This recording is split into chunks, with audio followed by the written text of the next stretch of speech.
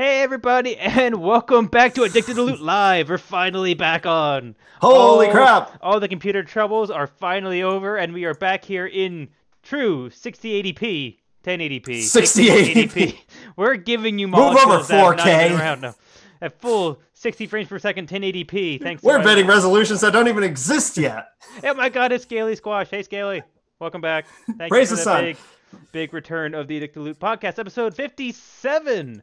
Out of all things, Wow. the perfect number to return back to Twitch for. Yeah, exactly. When I hear the the number 57, I think back to big Twitch. So, as people can probably guess, I have finally fixed all the bugs. Actually, no, I shouldn't say that. I haven't fixed all the bugs, but I've gotten enough of the bugs out that we can now do this, thankfully. Yay. So it took me And a very also, long time, we're both here because I was gone for like all last week. So, but it took me just about 3 weeks to get this new lovely PC up and running, but it finally is there. So you should show it. Oh, okay. Show your rig. If you are motion sick, please close your eyes. Show us your rig, man. Just for. Whoa! Oh my God! This is the new. It looks like the back of a Nissan Skyline. The new and improved PC that is giving me so much trouble. So if you can tell, even these two massive rocket exhaust looking things are actually my fans for my memory. I did not know memory could come with exhaust fans or cooling fans. So hey, memory has its fans too. So as sponsored by Corsair, right there. Hey! So it's liquid cooling and everything else, and even comes with built-in motherboard LEDs. LEDs. Oh, pretty cool. LEDs? So, yes, I'm like that. This doesn't sound right. Why doesn't it sound right? I don't even know what LED stands for. Yeah, what you said. LEDs. LED lights. But. So, thankfully, after all that, we are back up and running, and now we actually should be able to stream both for me and collectively in full 1080, 60 FPS. This is the whole point I got this thing was to... Streaming, period, is yes, that was the whole point of this do. one. Was my old one was an i3, which was just blowing up every time I tried to stream. This one's now at an actual i7 now. Does that mean when we both get Destiny, we'll be able to stream that shit? It is. You'll be able to both stream live, full. Hey, we haven't even introduced ourselves. We haven't even introduced ourselves. People probably don't even know who the hell we are. But I don't know who the hell we are. I am Atomic Zero. Scaly can tell us who we are. So I am Brian, aka Atomic Zero, and my cohort over here is Tom, aka Tomality, and we make up Addicted to Loot, an upbeat, chill stream gaming conglomerate mailed with Twitch, YouTube, and there's another one on there, SoundCloud, and all that other fun stuff because we are an audio podcast as well. And ukuleles, apparently. As if anything else, that's what we're doing. I forgot to put... That was the one thing I forgot to put. I had to remake all of our Twitch scenes, and I forgot our Twitter handles. But oh well. I know. I am so sorry. How will people see my shit posts? Put in Tom a few random letters, and you'll eventually will get there. That's basically what all my tweets are. You take enough random monkeys on typewriters, they'll eventually hit Tom's They'll eventually handle. get my username. That's the way that philosophy That's how goes. that works. So yes, welcome to Addicted to Loot. We get together every week, and we talk about video games that we have played, video games that are in the news, video games that we're hyped for, and video games that have been out for 5 years that we just won't shut up about. So you're welcome, that's BioWare, for keeping you alive. Yeah, in our hearts. So we might as well just jump right into it. For those who weren't here last week, we had a big announcement that we are actually officially partnering with Humble Bundle, and we will hopefully stay tuned for our official Addicted to Loot link for Humble Bundles, which will be that you could go through addictedloot.com, click on the Humble Bundle link. Humble Bundle link. Humble Bumble. Humble Bumble. Humble Bumble. The Humble Bundle link, and you should be able to contribute both to Humble Bundle as well as Addicted to Loot to help yours truly keep up with all this lovely fun stuff. So fund this computer that Brian just bought. It's going to take a lot of bundles. He's in debt. He's in danger of living on the streets now. But we wanted to bring this up. Not only is that big of an announcement, that kind of piggyback on that. If you want, we have been talking about Shadow of War that will be coming out probably in the next month or two, right? I think. Well, must be because it's this year and there's only a few months left. Exactly. So if you actually never have played Shadow of Mordor and you want to try to play it, but maybe before Shadow of War drops, the Humble Bundle right now is offering Shadow of Mordor for roughly $7, because it's a running average. It eventually changes. Worth it.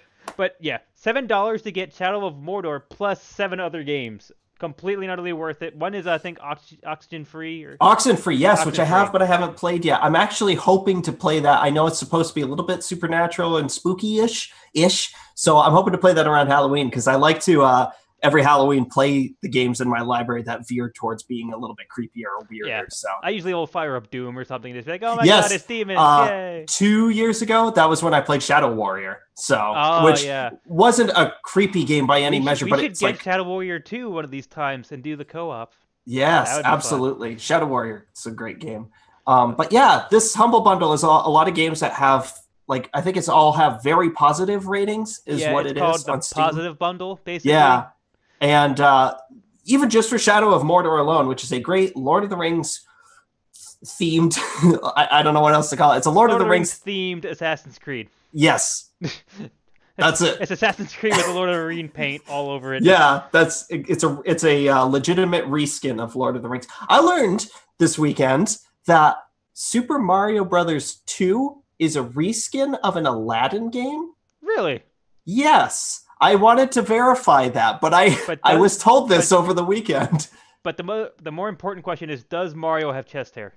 Well, he flies on a carpet. That's what I said that kind of facetiously. They're like, yeah. It's like, wait, what? So further research onto that. I may be pulling this one out of my ass, but we find shall out. see. Another thing to say with Humble Bundle, they do have a Humble Bundle store, which is just like Steam or Green Man. It's just a general storefront that you can go and just buy games at. Mm-hmm. Right now, you can get Abe's Odyssey completely free. You just have to go there and click it. That's all you have to do. Completely free, Abe's Odyssey. Abe's Odyssey, if you've never played it, is one of the, I don't know, cornerstones of original gaming back when like PlayStation 1 was around. It's a platforming puzzler. Basically, yeah. And I think this one, the Abe Odyssey that they're offering is more of the 3D one. So it's more of like a 3D platform puzzler kind of thing. But you use Abe's Odyssey, yeah. So it's just Abe. So it's basically just Oddworld Abe's Odyssey. yeah, basically. So it's just the 2D the 2D platformer, but it's definitely worth a shot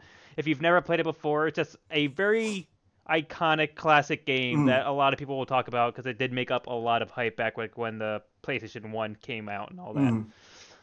So, another huge game that just dropped, Divinity Original Sin 2, has finally left early access and has finally hit the but it's not even an alpha build. But finally, the full release build. So Gold. The 1.3, 1.7 build, or however you want to call it. Every game uses their number lingo differently. But the Original Sin 2 has finally been released. And it's actually surprisingly had a great reception. Like, surprisingly great reception.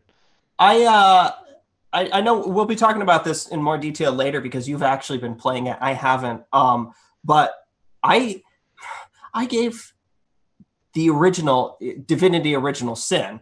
Wow. I gave it a couple of attempts and they've gone through a couple different iterations with it. And the most recent, or I guess the last iteration of it, where they added controller support, made it a lot more friendly towards kind of a couch playing game.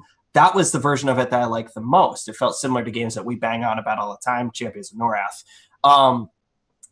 But there's something about it that's almost overwhelming. And that's the selling point for the game, is that these games want to just be prepared for any freaking possibility. It's a fantasy RPG, isometric fantasy RPG.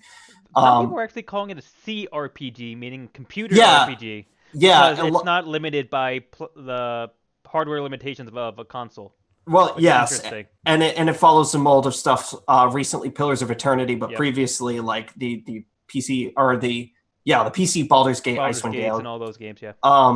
So it's like that, but it's a little bit goofy. I don't mean that goofy is a bad word. It's sillier. It's a little more lighthearted. It's more colorful in flavor, not just in actual physical color, but it's more eccentric. And like, I remember one of the key things in the first game is that one of the skills that you could get, very much like any Dungeons and Dragons fantasy thing, you have your skills. Like, okay, I'm really good with potions or something like that. One of them was, it's like pet speak or something like that. Pet, and you could talk. Yeah, and you could talk to animals. And so you get these hilarious conversations with animals that could lead to quests or could just be like, hey, bird, how you doing? I'm hanging out. So it just was... I hate cats, that kind of thing. Yeah, I really hate cats. Very open-ended. to the point where I just constantly was getting overwhelmed. And I'm someone who I was loves gonna say, overwhelming it's stuff. strange for you because you're the type of Yeah. person who will turn a non-story game into a story game. Like you will add levels of Yep. complexity into a game. You should hear my Truck Simulator stories. Oh God. But yeah, and I just remember it's because I want to explore their system. So it's like their crafting was like, hey, anything you pick up, combine it. Something might happen. Okay, broom handle and this dagger. Boom! I've got a pike. Oh, Mm. So then I'm just sitting there and combining everything, and it's just too much. And And I also don't like the combat, which is this turn-based kind you of don't. combat. I wonder. Do you know if it's the same from 1 to 2? Because I never played I 1, but don't. I'm playing 2. Yeah, I I'm don't know if it's the same. spoiler alert. I'm actually enjoying the 1 and 2, but maybe it's Mhm. slightly different or who knows what. Is And it turn-based? it's still turn-based. Now, Hmm. one of the things for people that might not know what Divinity Original Sin, like the whole point of it, is supposed to be, as Tom kind of alluded to, it is a massive RPG with God knows how many hours worth of playtime, with endless quest lines and everything else. There's one central quest line, like every other game, that eventually will motivate you through every area, Hmm. exciting action and all that. But one of the things that is marketable about Divinity Original Sin is that you can interact with NPCs in any way you want. There could be a just about. Well, I like the fact I was But reading yeah, go that ahead. you could, if you kill an You NPC, can yeah. yeah, I don't know if That's this what I was is a getting at. spoiler. Okay, go for it. But no, I was just gonna say that you can ultimately like there might be an NPC that's a gateway to a quest line. You could walk up and just butcher him in the streets because it's your choice. And guess what? You just don't have that quest line anymore. But it was your choice to have the interaction with that NPC. Also, you can like there might be times where some guy's like, "Oh, I'm sick. You need to go to Mount Doom to go fetch some healing potions." And you go, "I have a healing spell on me. Click, right click, interact, heal." Whoop. Right, Oh, hey, my God, you healed me. Thank you. right. But they won't tell you that. That's the thing. They won't tell you any of this, but you have to There's figure it out also yourself. abilities, Yeah. just rewinding a tiny bit, there's abilities where if you killed this quest essential NPC, there's some skill that lets you like You eat can their resurrect. bones Yes. or things like There, that. yeah, any elf character, living or dead, because that's one thing in Original Sin 2, you can actually play, I think they're called, It's like an undead kind of basically, yeah, race. it's like a Yeah. skeleton creature, but any elf, living or dead, has the ability to munch on bones and, like, basically they get flashbacks of the people they just ate. So you have this quest essential NPC. Typically, standard procedure. You talk to them, they give you the quest, you do it, you redeem it with them. If you kill them just on a whim or whatever, you can eat their bones or something and get the quest. So there's still ways. You won't break the game. You just have to find a You different have way to, to yeah, do it. exactly. If it's something that's so critical that it's going to stop the game in its tracks, there's are ways around it. Yeah. One thing also that you could just have, maybe you yourself are not an elf or a character that has this ability, but you can bring one of those characters along in your party, and every time you find a body part, just feed it to them, and then they will tell you what Right. they have seen. So there's Yeah. always a way of doing it, and just like one of the things is, usually in other games like Baldur's Gate and something else, the main character that you're playing is the person talking to the NPC. They're Mhm. interacting with them. But at any given time, you can switch between any member in your own party and interact with an NPC as that member and not yourself, which is kind of cool. I kind of mixed on it because I kind of like the immersion aspect of it, but at the same time, it is kind of cool to be like, oh, that guy's a lizard. I have a lizard in my party. Mhm. Screw it, let me go interact with him that way, as opposed to just myself. Where One I might thing walk up to me like, oh, a human, you suck, get out of my face. But the other guy walks up, he's like, oh, cool, lizard, what's up, homie? All that kind of fun stuff. one So, thing that I do remember from Original Sin 1 is that your party members can disagree with each other. So you yes, can they have can. You can get okay, I didn't know if they would reputation. still that. Yeah. Some people can like it, some people don't. So you're role playing basically your entire party, including their different emotions. And I Exactly. love that. I love the idea that I can have a character that's just like, maybe there's a character that's absolutely, I've had horrible experiences with elves and I'm racist against elves, but maybe my main character is more open-minded. And so I can go in and normally when I'd be playing the game, yes, accept the quest because I'm playing a game, hoover up the quests, whatever. But then you can have someone else and you can get in their mindset and say like, oh no, I don't want anything to do with it. No. Yep. And so that's a really fun thing Yeah, I mean, to do. that's the one nice thing about It's a game for role-playing role games. players. Yeah, I mean, a role-playing game is only as good as the tools it allows the person to role-play in.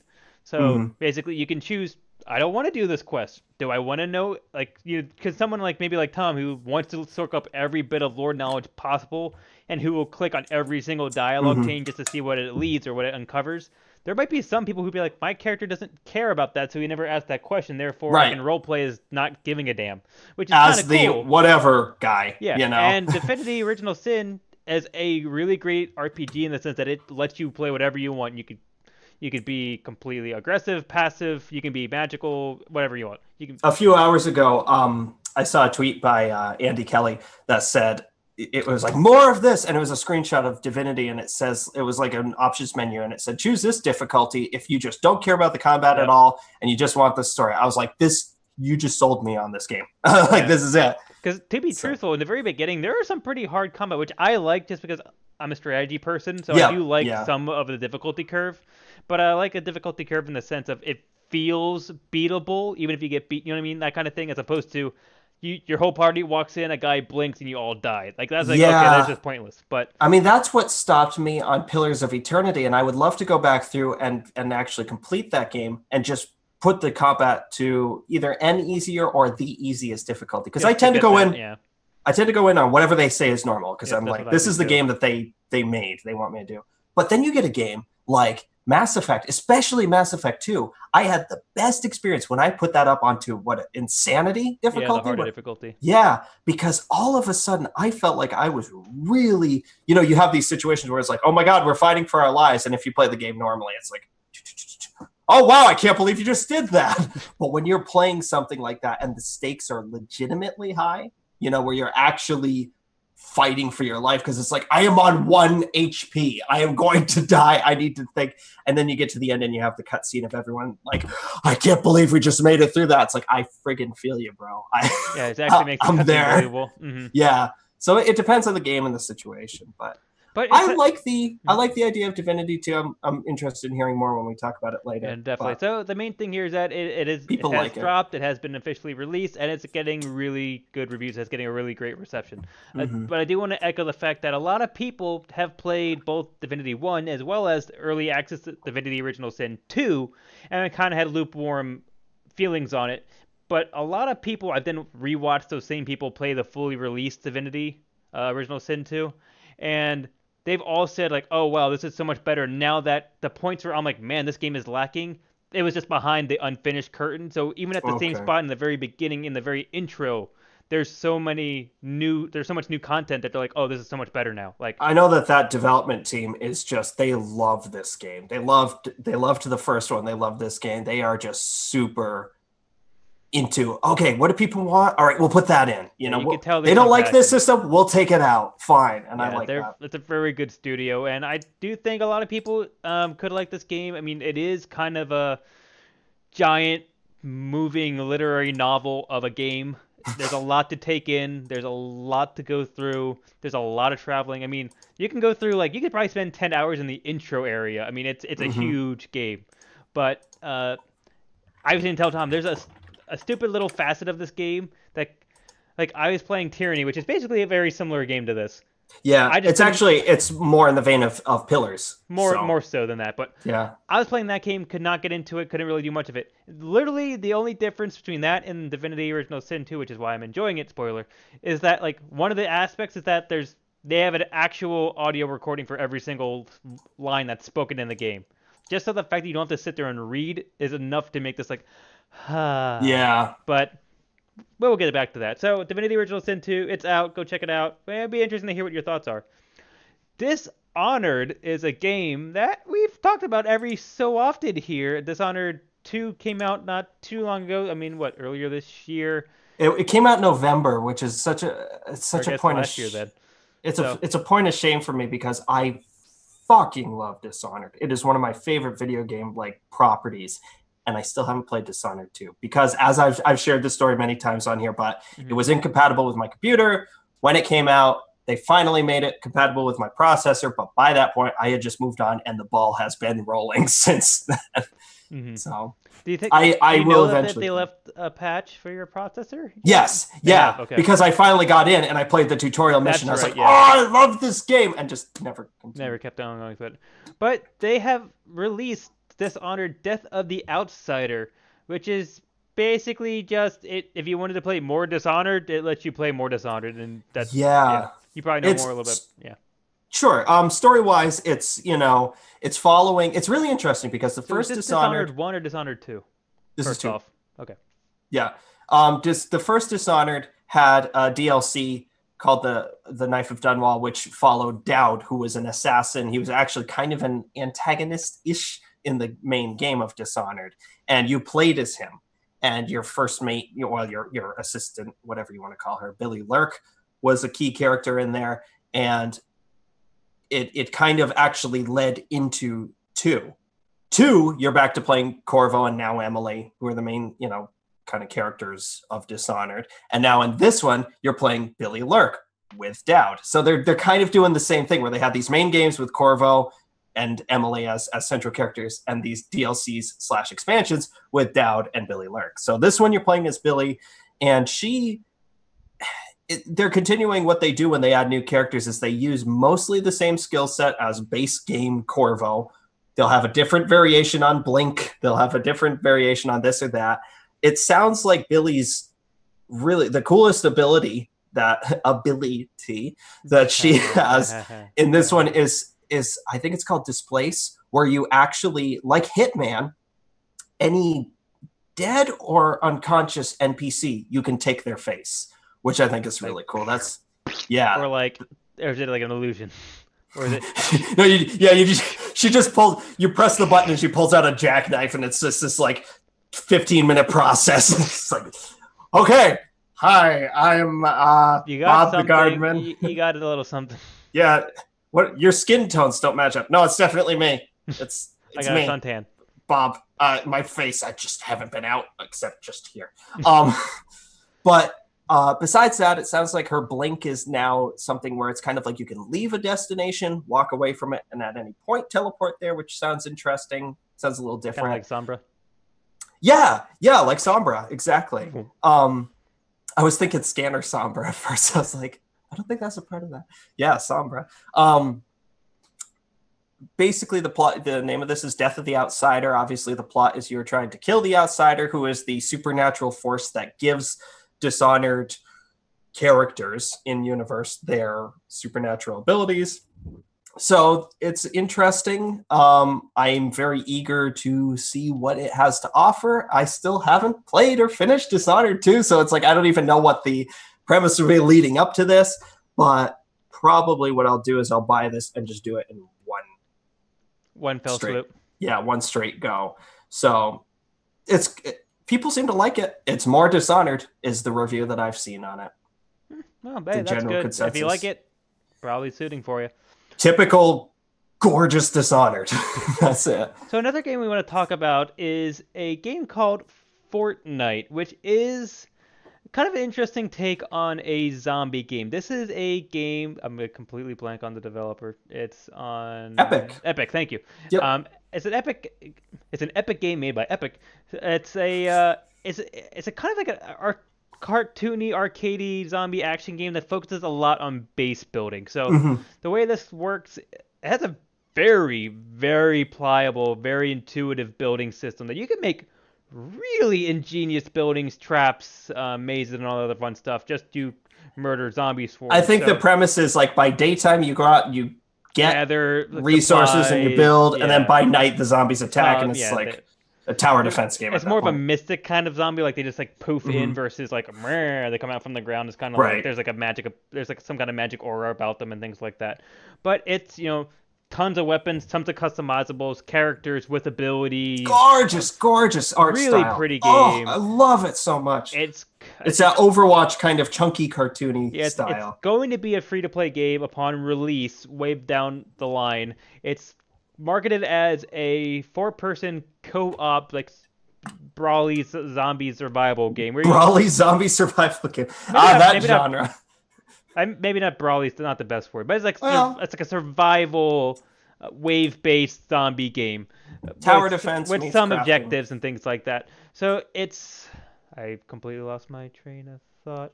But it's so basically it's going to be a 4-player co-op game that you basically would just, it's a free to play, you just grind and you grind and you grind, you get better weapons, you get better abilities, you level up, you get better walls and traps and stuff like that. Well, that's all well and good. There has been a lot of people I've seen play the game, had reviews of the game, and I've talked to, said they think it's going to be too free to play, freemium kind of microtransaction. Yeah, like they say, like the grinding slog is just way too much. They say that like the speed of the game is just completely uneven. A lot of people say they would wish they could put endless amounts of time into this game because they want to, because it's a really fun game. It's just unfortunately they've kind of geared it away from that, so it's not going to let them do it. But one of the reasons it's like a really good mobile game. Like I remember The Sims free play on phones. I wanted to just keep playing that, and it's one of those like your energy system and stuff like that. Yeah, it kind of gets into its own way, which is a shame because it's a cool idea in a cool system, and they've done it really well. It's just they're shooting themselves in the foot. But they're actually releasing a PvP mode in the sense of PlayerUnknown Battleground. So this is literally copyright infringement. You jump out of a plane with a parachute, you fall down, and you have to be the last man standing. It literally is carbon copy PlayerUnknown Battleground in this world, in this system. With the twist, why I'm not brushing this off as, oh god, copycat system, is it has the twist of you can do the base building you can still stuff base build on the fly. So like there's a trailer that they have out for it, and it's like you have a guy literally running, and just like in seconds it's like boom, brick wall. And I thought, okay, they're bringing something unique to this game to the table. But how are they going to prevent someone from just building a massive fort and camping? Are they going to do the same thing as PlayerUnknown and just slowly shrink the map? Are they going to drop bombs or make pop zombies up or something? It does look like, on the flip side, all that putting up a wall does means you have to shoot it and it goes down. Well, eventually, yes. I mean, they all have health, but still, what's going to prevent everyone from building up their own little house and be like, no, this is mine now? Nobody leaves. Like everyone just... They fall down and you have a game. You have a game. Everyone lands in their areas. They build up their houses, and then there's like these little sub communities that start building up. Then you get these little towns, and it's like everyone just settles. It's like the opposite of a competitive game. Everyone just starts living their lives, and it's like these little market trade routes. Second Life. Yeah, these market trade routes. There's a clock that's counting up. It's like, you've been playing for 387 days. It's like, somebody shoot somebody, please. Oh my god, is society not just one giant game of PlayerUnknown's Battlegrounds where we decided not to kill everybody? And there's the twist ending. But I mean, it looks cool. It's a cool take on the whole PlayerUnknown Battleground format, I guess. I mean, I don't know how I feel about it specifically. I mean, it's basically, if you wanted a very arcadey version of PlayerUnknown Battleground, it probably will fit the bill, because PlayerUnknown Battleground, a lot of people will complain about it because it's like, oh, one shot dead, things like that. This is going to be like, I have the AK-47 Super Assault Rifle that does 146 damage per second. Hooray! And it's like orange and glowy, and it has like neon around it. It looks like a Nerf gun. Yeah. And but then I shoot you, a super high level character, and you barely take any damage. Like, that's that kind of game. It's like, it's very just flashy, arcadey. I am looking forward. I have downloaded it actually, and I'm looking forward to playing it, because this is going to be free for everyone to play. It's a standalone thing, even though Fortnite proper isn't out for free yet. But I'm so interested in the Fortnite look that I want to play this just to feel it, just to see what Fortnite itself looks and feels like, even though it's a different mode. It's like downloading Lucio Ball to get a feel for Overwatch. Like, okay, I know this is a different thing, but I want to just be there. I don't care what's going on. And plus, the PlayerUnknown Battleground thing, I don't know, and I haven't played it. I kind of want to see what the hype is, because it's literally the most popular game in the world right now. Battleground, but statistically, yes. Statistically, it's the most popular literally, game right now. It's the most popular game in the world right now. And we just don't touch it. Hooray, because we're a good podcast. But also, I get anxiety from the idea. I was just talking with somebody about that not even a few hours ago, where it's like, I like team deathmatch stuff or objective-based stuff, because you die, you respawn. You die, you respawn. But this battle royale thing of like 100 people go, okay, maybe there's a chance that you can just kind of shoot wildly, and it's like, okay, now we're down to 50, now we're down to 20, now we're down to 10, and I'm still alive. Like, I want to log off. Like, nope. Permadeath kind of thing. Yeah. Yeah. Like, there's just so much pressure on to be perfect. And then even then, like, because I'm a fan of Instagib game modes in really fast shooters, and I don't know why that's different. Maybe because those rounds only last like 2 minutes. Boom, boom, boom, yeah. Boom, boom. This is purely just like you died. You went out in last place. Haha, loser. Like, yeah, and then you just start over. Yeah. You know. But then, like, you can literally get to like the final 10 people and not have never fired a shot because you just been that one guy who's just been skirting the edge. That's what I'm saying. Like, so yeah, no, I'm gonna be checking this out. It is downloaded. Yeah, I do really want to try out Fortnite. I'm not sure about the PlayerUnknown Battleground version of it, but I do really want to check out Fortnite. I heard really great things about it. On the flip side, PlayerUnknown Battleground, the creator of it, actually said he would like to do a single-player mode. I'm not sure what it would be, but he actually said that he wanted to do a single-player mode. There really isn't much more besides that. I just thought it was kind of funny how to contrast. We have Fortnite, who is a 4-person co-op game, with an overarching like open world aspect to it. Compared to PlayerUnknown Battleground, one is going to be massive PvP, one's going to be single player. I think it's kind of a funny little contrast there.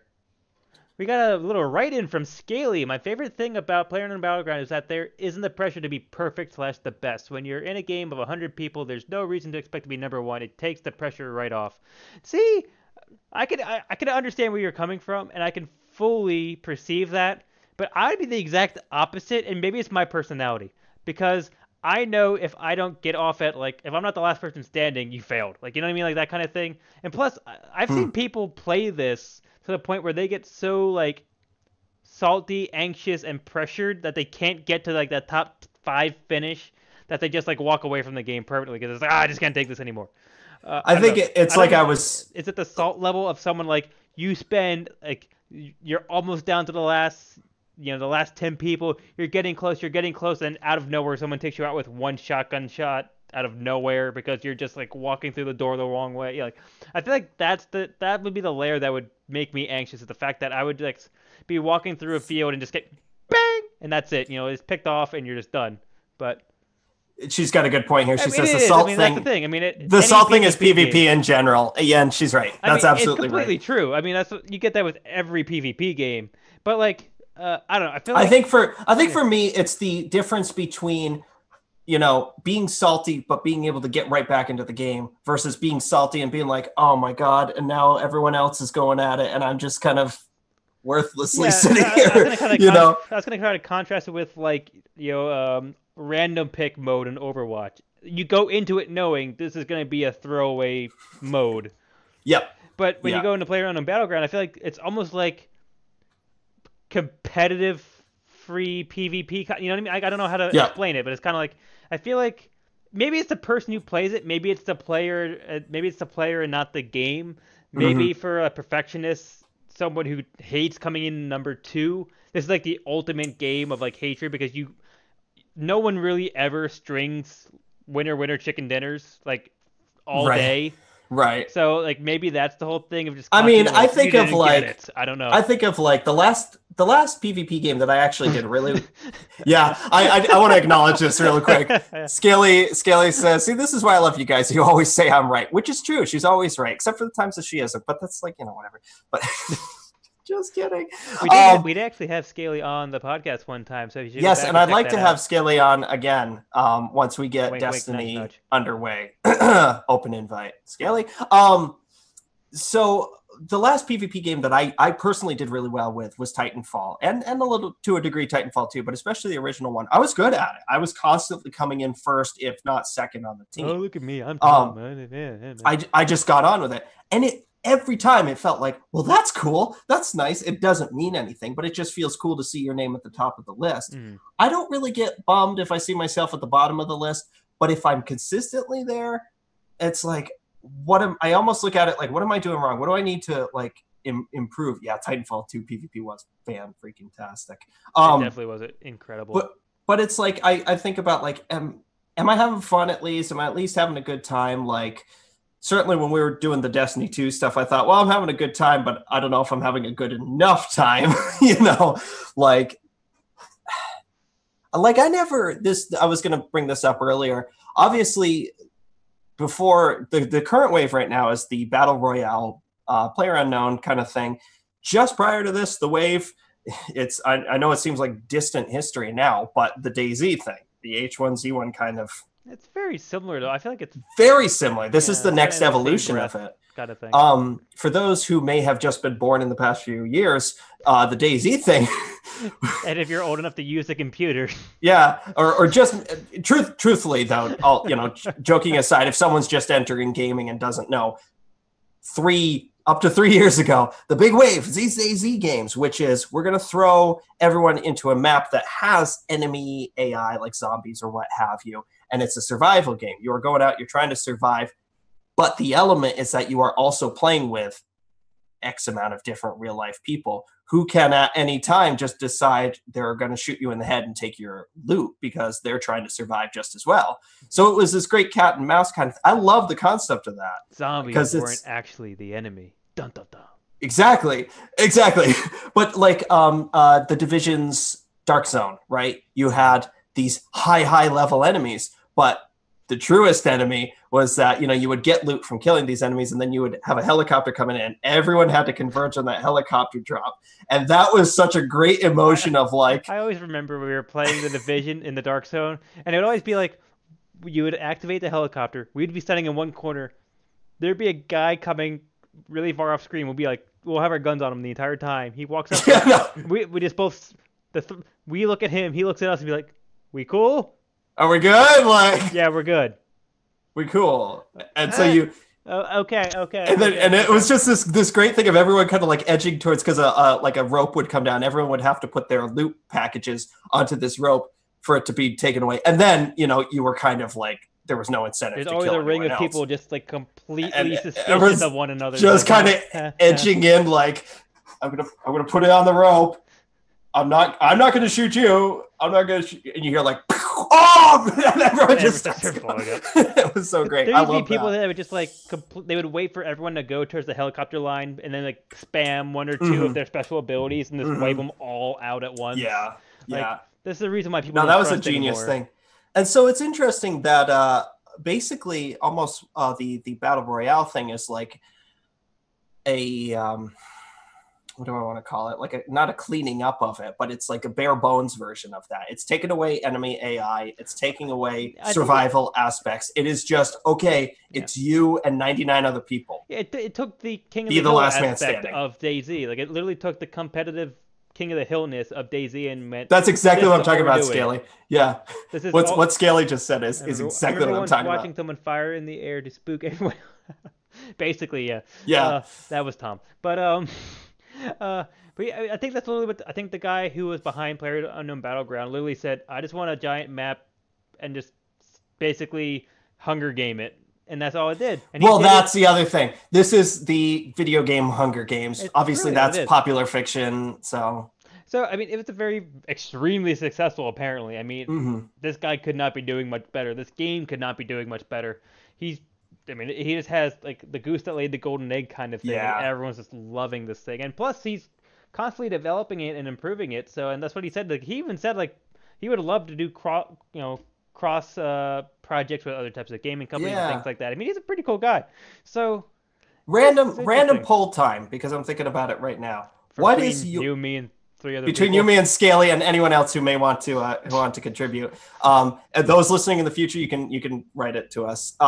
What is your favorite multiplayer game, competitive multiplayer game type? Because you've got like team deathmatch, free for all. You've got team deathmatch, you got free for all, you've got objective based stuff, you've got this payload, Battle Royale, payload, objective flag, objective. Oh yeah, because you could say payload and you can also say objective, like capture point, capture the flag. Yeah. What do you think? What's your favorite? Free for all. Got one from Ocean Floor saying free for all. Or are you just saying free games? Like, I just like games that are free. So I just come for here for the free games and I leave. No, yeah, I mean I personally prefer team deathmatch. that's dedication because then you stay to the end of the episode.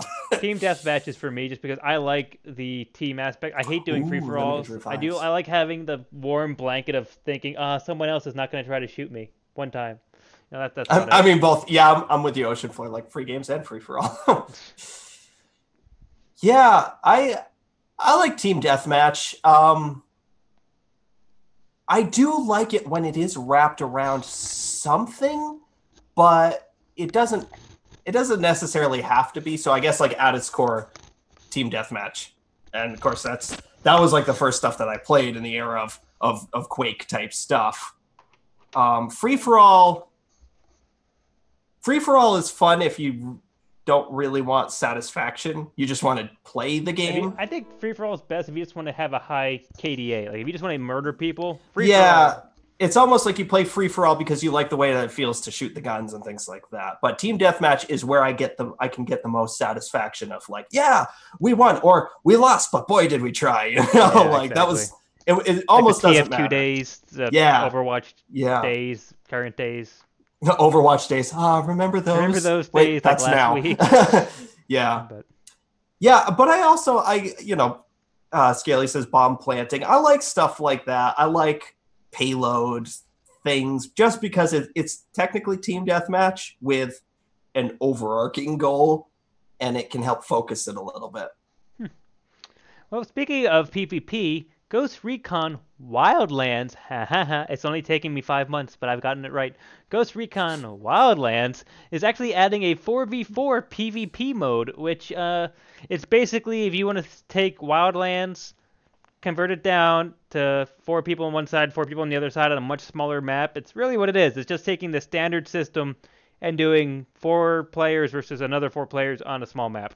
I mean, it's cool because I guess it's going towards like the COD Battlefield kind of community right now, but it's not really the true heart and soul of Ghost Recon. I mean, Ghost Recon very long time ago. Ghost Recon or the current one, Wildlands, would be perfect for Battle Royale because it's a huge map and you just plant everyone down. Helicopters would be fun. Yeah, give them the vehicles, give them a base or 2, and shrink it as you go. That's like, it's weird that the way that they go with it is, PlayerUnknown's Battlegrounds is popular right now. Let's add 4v4 deathmatch. Yeah, I don't know if they're purely trying to add like a PvP mode just to get on the PvP train or what, because originally like original Ghost Recon for like the N64, I forget exactly when it came out, like a long time ago. At least PS2. If right? not, or am I thinking of SOCOM? Maybe I'm thinking of SOCOM. I just remember playing a Ghost Warrior game a really long time ago. Maybe it was PS2 area, but I just remember like back when all it was a single player mode that was very difficult, very hard. Like you need to know exactly what you're doing at all given times or you're gonna die. Now it's just kind of like getting further and further away from that. So I mean, the PvP thing now with Wildlands as it is, it makes sense. I mean, Wildlands was set up for PvP from the first place.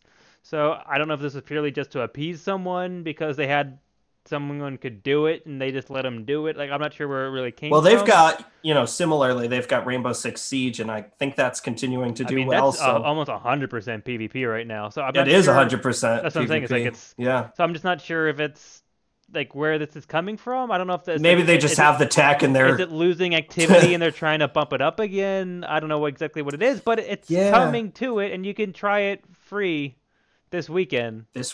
So it's just you can preload it now. Yeah. Actually. So I mean, you could go try it and see what it's like, but I just think it's gonna be a 4v4 deathmatch.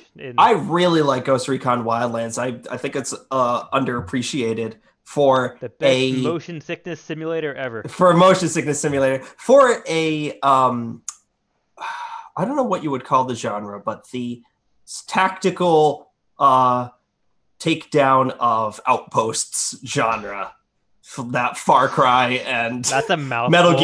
Metal Gear 5 and that genre. I think it's a really good. The map is incredible. It's just it's immense. I will never see third person. I don't know. Tactical third person outpost domination simulator FPS. MMORPG. Third TPS, third person. Yeah. How many letters can we shove into this? Third person TPS. It's a third person shooter. Oh god. Whoop. Whoop. MMOMGBDQ. You play a guy playing a guy. You play the cameraman behind the third person view camera. You're the cameraman. You have to constantly stay. Grylls. It's like those god awful escort missions where you have to stay within a certain, like, not too close, but also not too far. You have to stay within You're in the shot. Back up. You have to stay within 5 to 8 feet of the main character, who's just arbitrarily doing whatever he wants. Could you imagine that? Like That'd be an multiplayer interesting game? Video game photographer. I love the idea of video game photography as a game, but that sounds horrible. Oh yeah, that's like the same type of game where you could play a doctor in a video game universe. Like you have to do surgery on a guy who has 100 headshots. Like, what's it called? Viscera cleanup detail, where you are going in after every game's protagonist has been through, like the Doom protagonist or the Shadow Warrior protagonist has been through, and you're cleaning up, like you have to like pick up heads and corpses and put them in garbage and mop up the blood. That's brilliant. That's such a it's like Dr. Langoskov's, but like in more realistic, like in a completely different light. They behind should the scenes. I would love the game that's like Dr. Langoscov, but for real, you know, because that's like a joke kind of thing. Yeah, but where you're actually behind this, you know, oh my God, he's going to the elevator. We need someone to make sure that the elevator, you know, it's kind of like it's kind of like a GM mode in a game, but you're literally behind like the plywood. It's like he goes to shoot, you know, and the guy has a real gun. So you're just like, oh, jeez. You need to get from like point A to point B to make sure that a door opens or something. And it's like the guy is shooting the whole way. Just, oh, frick. He has the card key. He has the green card key for the green door. He's beeping it. It's just like it's not opening, and you're sitting there. You're AFK. Why is this game not working? Like this doesn't make sense. You have to do it before he starts writing a negative review on Steam, and if he completes the negative review, you lose. I think I found our game. We need to make this happen. The Addicted to Loot game. Who else is on board? Who here knows programming? Oh, well. That would be great. Speaking of Overwatch is free this weekend. That had nothing to do with Overwatch. Speaking of Overwatch just like Hey, speaking of Lucio. Overwatch just like Segways are free this weekend. You can actually play Overwatch for free this weekend if you would like to. If you actually want to try out Overwatch in one of these, probably the most popular competitive shooter right now, go right ahead and play it. We'd actually recommend it. We've spent many an hour in Overwatch and have spent many an hour talking about Overwatch on this podcast. Mm-hmm. If it helps at all, Junkertown is now officially live in the non-test servers of Overwatch, which is really damn cool. This is Junkrats and Roadhogs. It's an escort map. It's an escort payload map.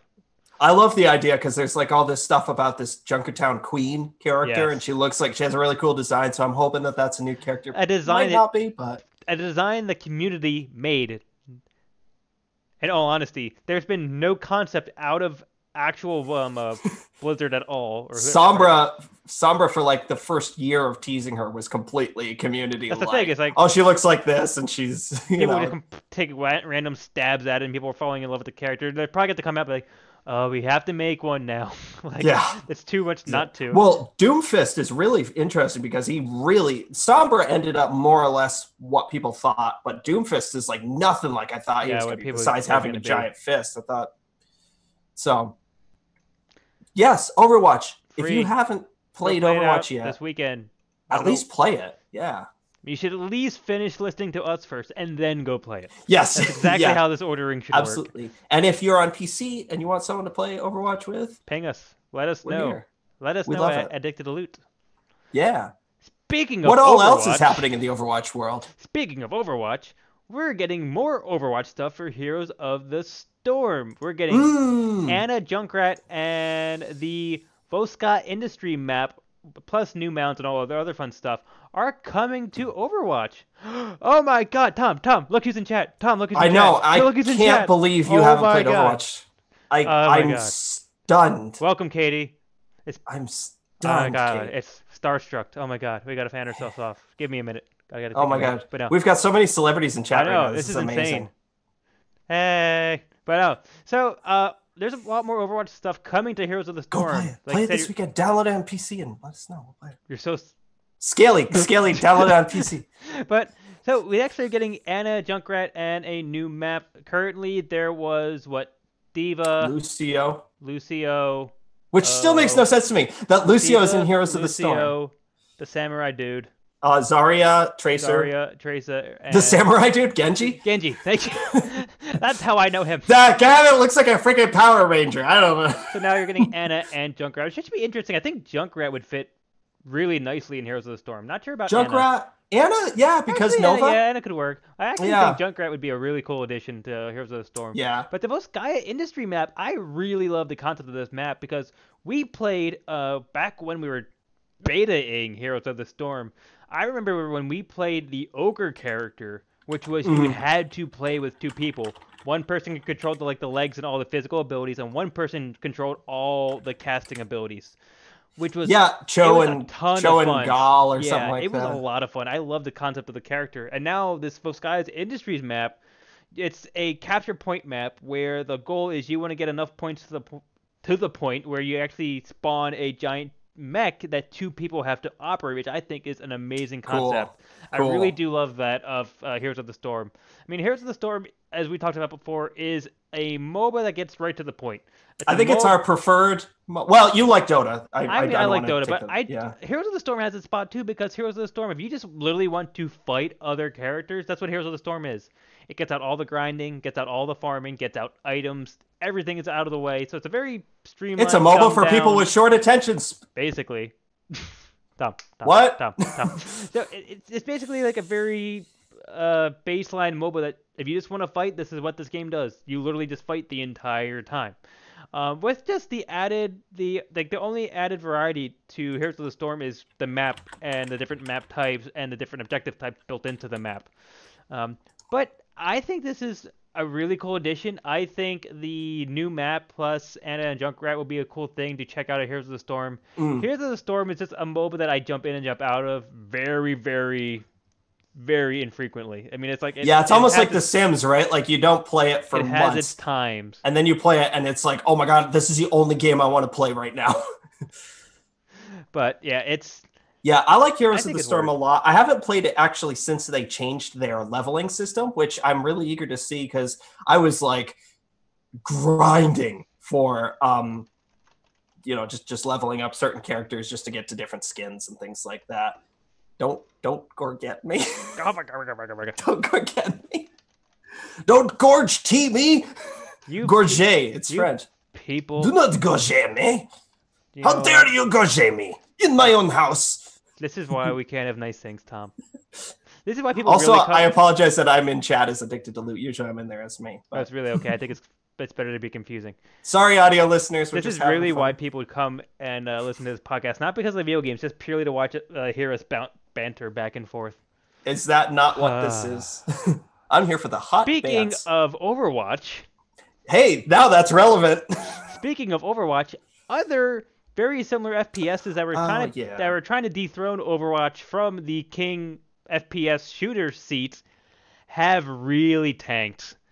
Like, really tanked. Lawbreakers has had a very bad reception in the community, both critically and non-critically. Battleborn, which was a direct Overwatch competitor, is just like non-existent anymore. It's just the news about Battleborn is that its development is just they're just ceasing development. They recently went free to play because that came out like the week before Overwatch. And that was just like, that was one of those things where you had these two games launch and you had this mammoth Blizzard creation that just is practically polished so much you could see your reflection in it. And then you have this great, good-hearted thing that Gearbox put out that just had, when it's put onto that level of a platform, the tiniest flaws are blown out. Well, it's kind of like, I already have Overwatch. You're trying to make me change games with this? I mean, like it has to be there. Hell, I think Battleborn came out the day that the Overwatch beta went live, so it was just oh my god, literally, they had bad luck. But they're just at the point where they're officially saying we're going to stop developing content for it, and the game apparently is going to stay live. So maybe we'll see. Yeah. Well, Katie, if you invite enough of your friends, we can have Tom make us emojis. So please spread the word. We don't even need that many more to get emojis, but spread the word. Addicted to Loot at twitch.tv. Crabs baby. But speaking of Overwatch, World War II is a thing. Call of Duty World War II is coming out November 3rd. They actually just dropped a storyline trailer, which, guess what? Nazis are bad. Big surprise, I know, but Nazis are bad. Are you telling me here, right in now, 2017, exactly, here now today, are you telling me that Nazis are bad? Anyway, we don't get political on this podcast. Yes, but, I'm afraid so. Yeah, I'm pants excited for this. I am so jazzed to see a modern Call of Duty take on their World War II thing. I agree. I mean, we grew up on the original World War II Call of Duty era games, and we've ranted on numerous podcasts or numerous episodes how much we loved it. And I am excited to get another one, but I don't know. For some odd reason, something's holding me back. I'm not sure what it is. I read the description of what... Which is funny, because you've played recent Call of Duty games. I haven't played a Call of Duty game since Modern Warfare. I know, which is insane. But it's strange because I read the description of the game, like what the storyline's supposed to be. You're supposed to be a rookie, or a private rather. That's the correct term. You're supposed to be a private who follows a squad, and they go from D-Day all the way through like World War II, basically. Mm-hmm. But the thing is, I mean, it's extremely unrealistic for one company to be involved with Normandy, the Battle of the Bulge. I mean, all of these huge battles, which are incredible for World War II.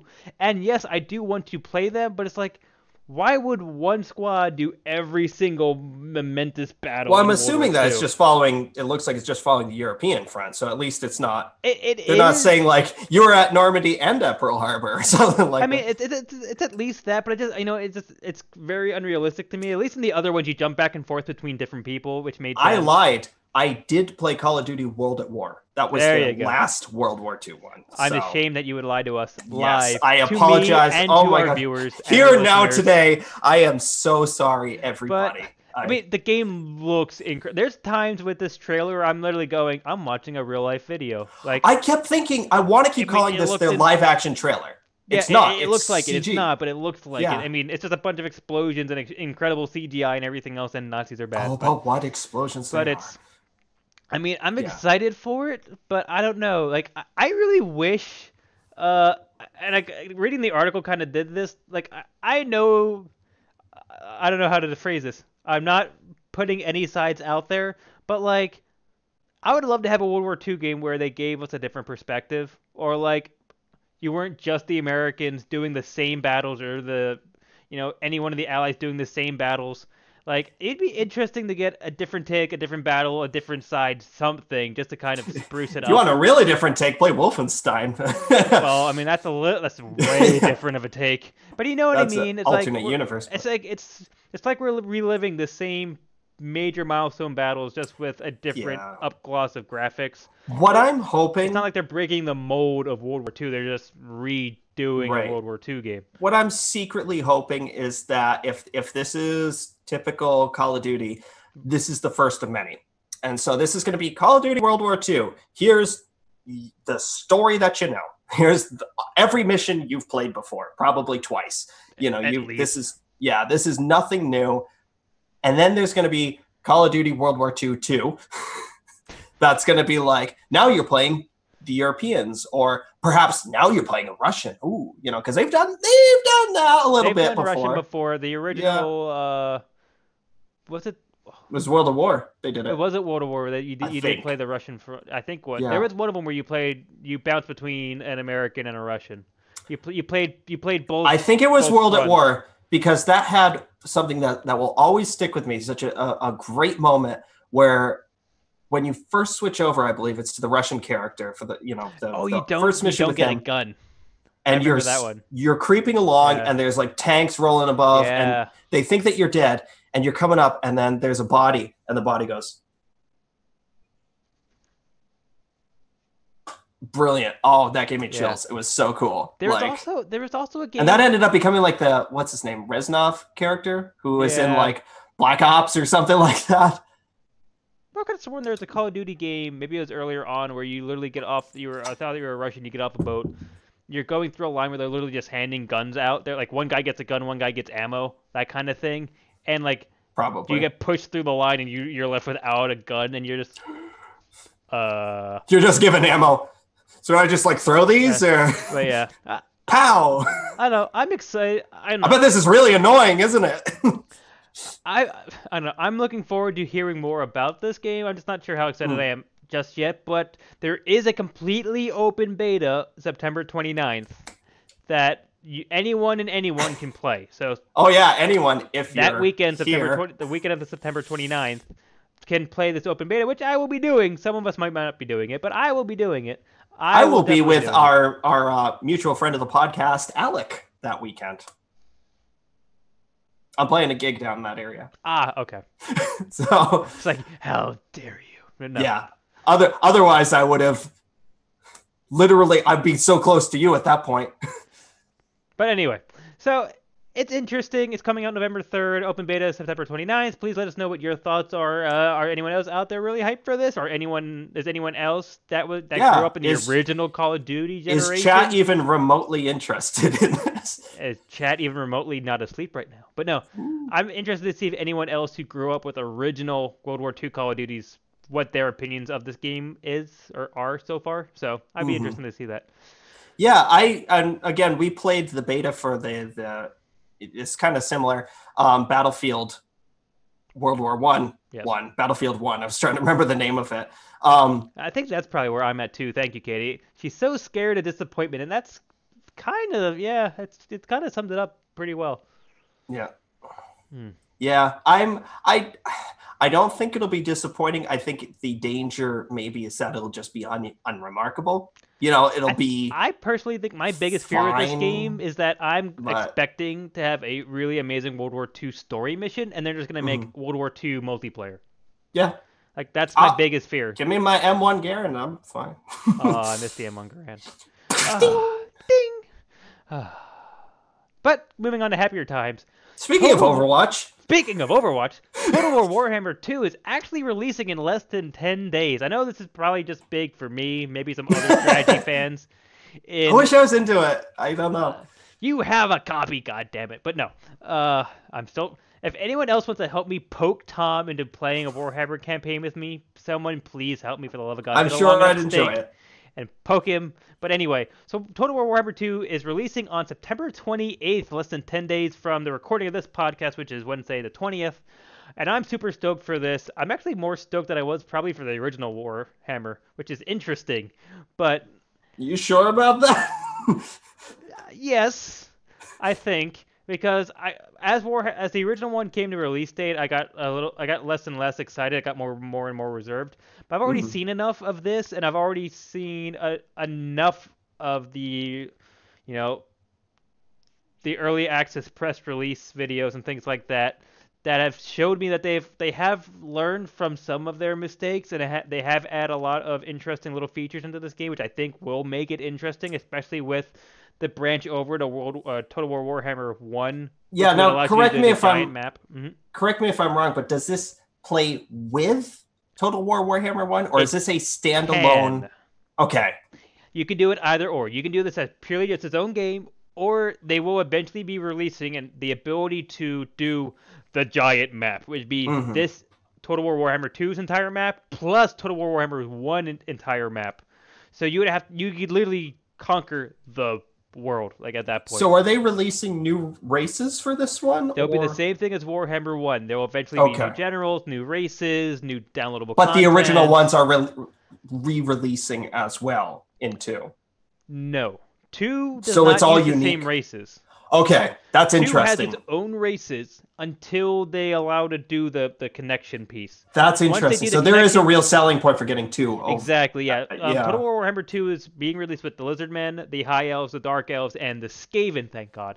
Unfortunately, even though they didn't implement the Skaven the way that I wanted them to implement the Skaven, which is really unfortunate because Those dirty rats. my camera does bug out every once in a while, which is weird. But I thought you were just doing a Watch Dogs like impression. But no. But yeah, Sombra shows up. It's just unfortunate that they're not treating the Skaven the way that I want them to treat them. But the Lizardmen, I'm super excited for. The Dark Elves look really cool. The High Elves kind of just look vanilla-y, which is unfortunate. But the Dark Elves and the Lizardmen look really, really cool. Plus, I probably will just play the Skaven just because they're the Skaven and they just look fun as hell. Sure. But this is dropping September 28th. Super excited for it. I actually have it purchased. I will be probably starting up some YouTube playlists for this around when it comes out. I'll probably put out a couple videos here and there of each campaign. See what the activity is, see what the traction is, see if anyone's interested in continuing any of them. And for anyone who might be interested, Brian has a wealth of campaigns. I did a lot of Warhammer 1 campaigns. I was thinking about doing on our YouTube channel. Yeah, I was thinking about redoing another one just because I'm kind of getting back into them. There's been a ton of new races since then, and so on and so forth. But we would just have to wait and see. I've been kind of doing a lot more indie titles and getting more like press kits from other different developers and things like that. Just still trying to weasel our way into the YouTube market for trying to grow the Addicted to Loot name, both the YouTube and Twitch market. I hear that all the kids are using the YouTubes these days. Well, actually, the funny part is a lot of people aren't using the YouTubes these days after what do they call it? Like the adpocalypse. As the main thing. Oh yeah, it's actually driving a lot of people away from YouTube to Twitch. Actually, Twitch is becoming the far more popular one as opposed That's to. That's where we are right now. Oh my god! Whoa!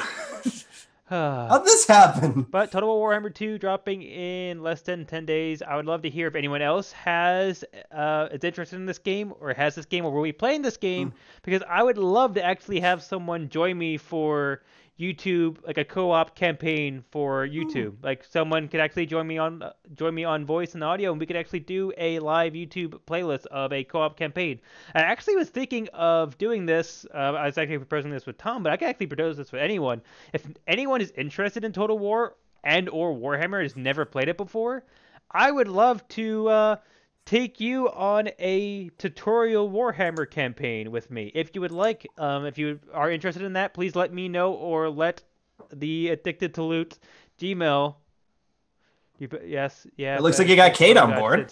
Yeah, I mean, anyone at all. Kate, please let me know, and we will make this happen. I actually would love to take someone on a co-op Total War campaign, even as like a kind of tutorial thing for people that might not know what Total War is, what Warhammer is, or anything. Yeah, I think it'd be a lot of fun. You yourself can get the Total War. This is what I work with. I haven't made a Twarhammer yet.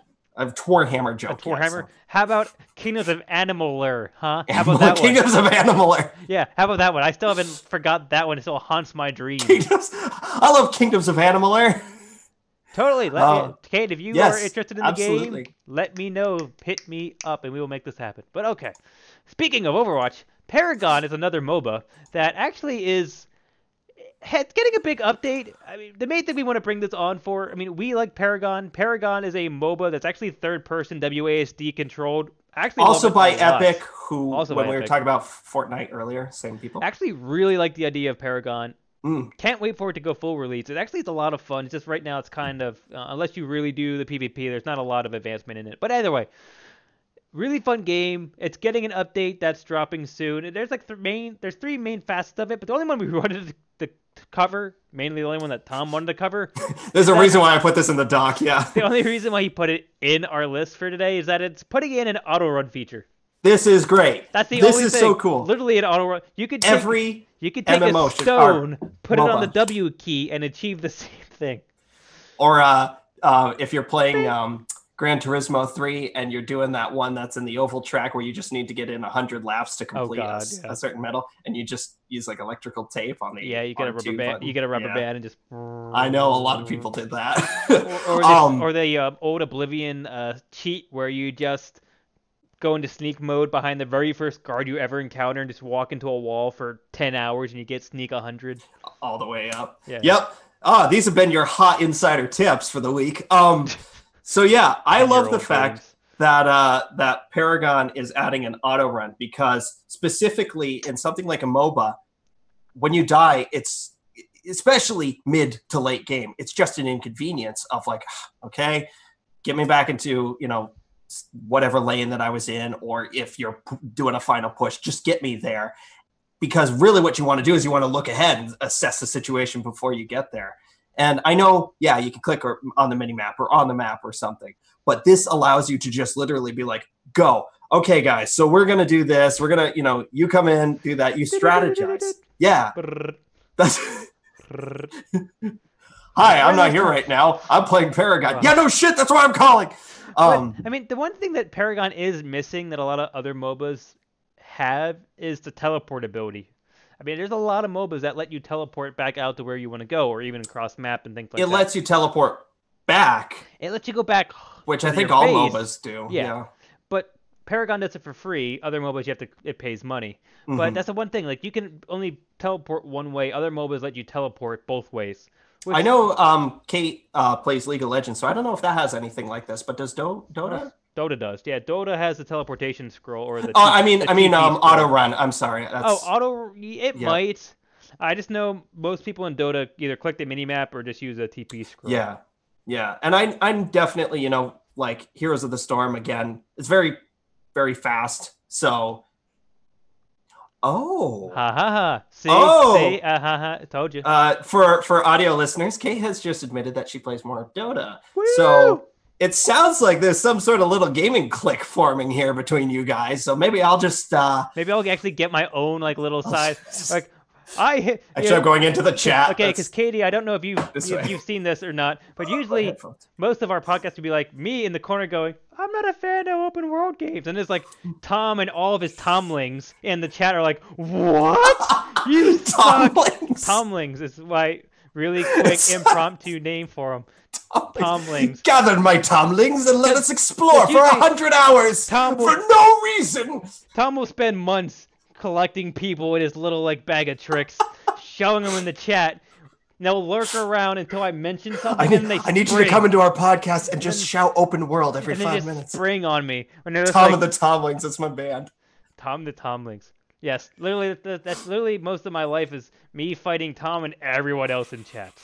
But I'm like a mini boss, and they're the annoying little like 1 HP grunts that you're just they keep coming. I love my Tomlings, damn it. I bet you do. But that is Paragon. Do you ever just regret something immediately after saying it? No, it haven't happened to me yet. No. Well, I'm glad that you guys played Dota. But point being, I like the idea of the auto run, and lane-based games should definitely. That's a cool feature. I definitely think so, especially in Paragon, because since you are doing it third person and it's a decent sized map, it does feel like you're running a lot longer than if you're just looking at a tiny guy hop across the map. Paragon, I will say, a perspective thing. When we first played and we talked about it like a year or maybe half a year ago, it was a lot slower than it is now. I've played it recently and they have done a lot. Yeah, it's gone quicker, but at the same time, I almost feel like I wish Paragon would be longer because like Dota matches can go an hour plus. Paragon, I've yet to ever have a map go like more than like 10, 15 minutes. Yeah. Paragon matches are really fast. At least in the matches that we do, maybe PvP is longer, but the matches that we do at most take 20 minutes. Yeah, and even something like Heroes of the Storm takes less than that sometimes. Can take 40 minutes. 45 minutes. Depending on the map and depending on the map it is. Yeah. But go check it out, Paragon. It's a lot of fun if you need friends to play it. We're always looking for an excuse to jump back into it.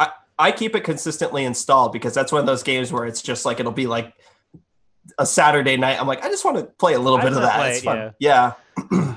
Tom, have you ever wanted to have Arabian Nights as a roguelike?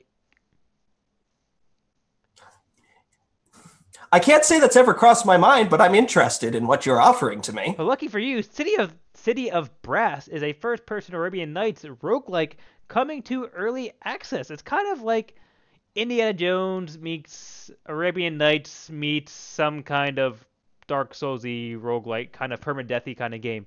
It's a first-person roguelike kind of puzzle solver platformer kind of thing. It's actually a really cool looking game. I actually think like when I first looked at this game, I actually thought it was more of a VR game than anything else. But actually, Yeah, it has that look, doesn't it? Yeah, it has that look. But it functions really cleanly in the sense of you have whips, you have swords, and everything else. There's undead skeletons and all this other sorts of stuff. But it's a world that's once again procedurally generated. You got to try to work as far as you can through this procedurally generated map. Once you die, obviously you redo the map, you redo the world, it all gets re-rolled, and you start all over again. But it's a cool looking game. You get a degree of either experience or loot that you redeem with I think in this it's a genie, but as with all these games, it's some kind of storefront where you're like, okay, now upgrade the damage capacity of my whip, etc. You may have 3 wishes. I wish to get to the end. You may have 3 wishes. You may have 3 other wishes than that. I wish for infinite wishes. Game over. What? I saw something. You're I think it was a tweet. It was like, you may have 3 wishes. I wish for 2 more wishes. Okay. I wish for 1 remaining wish. You're missing the concept. These were given to you. But it's a cool game that's from an Australian-based indie title, which is kind of cool. I can't remember if we've actually... Irrational game devs and things like which that. Which is BioShock. So that's cool. And BioShock, Indiana Jones, and Arabian Nights are actually the games they pull from. So if any of that sounds interesting to you, go check out Teddy Brass coming to early access. For right now, it's about $25 US. Yeah, $25 US. I keep on figuring like US or $25 is not an active unit of currency, but no. So it's $25 US. You can get a limited time discount of maybe $20 if you're lucky. So hey. Yep. Go check it out, especially if you're into a roguelike kind of thing. It looks cool. Now, this is kind of for the scalies out there. Minecraft Better Together update is introducing cross-platform play, meaning console, MOBA, PC, whatever. Yes! All one big family now. More of this! More of this. But can you imagine someone playing on like an Xbox, someone on their cell phone, and then someone on a PC just like, hey, come over here. Dude, I'm using a goddamn phone. Give me a second. I know. Yeah, definitely there are limitations to at least the phone one, but great. Awesome. There needs to be more of this. There really needs to be far more cross-platform. Please. Oh my God. I don't care if it's like, oh yeah, PC is more accurate than console for mouse keyboard. Yeah, because there's so much shooting in Minecraft. Well, yeah, exactly. Minecraft. My block is better placed than yours. It's like you have like 3 houses, and it's like the PC guy, this perfect, immaculate thing. The console guy, it's really good. Maybe 1 or 2 things out of place. The phone guy, and it's like the dirt hut that you would make like first. It's literally a door built into a mountain that has like 1 block behind it. Like, and yeah, the mountain, it just opens up to a water like cliff. It's like I did it though. No, I'm not to bash on phone at all. Yeah, because that would break it. Certainly, this is great. We love the idea of cross-platform. We are constantly, I know I especially am very a vocal activist for it. So cool. There's a ton of other stuff coming with this update, but this is obviously, it's the Better Together update for a reason. So cool. This is great. Awesome. Thank you, everybody, for whoever made this possible. Go thank you for all those people who thank your local senator diligently made this a thing. Thank your representatives today. I'm trying to see if they actually provided a date for when this went live. Imminently. So, hey, go check it out. It might imminently be available to you to check out right freaking now. Speaking of other things to check out right freaking now, Final Fantasy 15, the PC version, is actually getting a free multiplayer component added to it to fill in some missing storyline content. So first off, I completely forgot that Final Fantasy 15 is coming to PC, but it is. It is, surprise. So just to reiterate to anyone who might have missed that part of the announcement. And secondly, I know one of the complaints that I saw about Final Fantasy 15 is that the story kind of falls apart near the end. Well, apparently it jumps. Apparently, like you play there's a gap of time, and then there's like things happen, and then you come back out at the end. And then shit hit the fan. 25 years later. Wait, what? But they're adding a multiplayer component, and can't quite figure out if it's like just this one chunk of time that's going to be covering. It sounds like it. It sounds like it's purely just filling in that one chunk of time. But to the point where you're creating a custom character, playing with custom friends, and then ultimately the story characters will join in.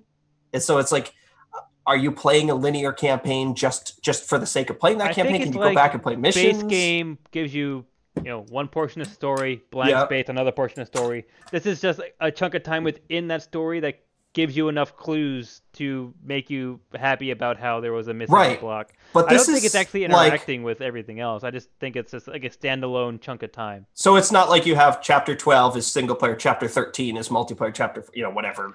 I don't think so, but I've been wrong before. So maybe.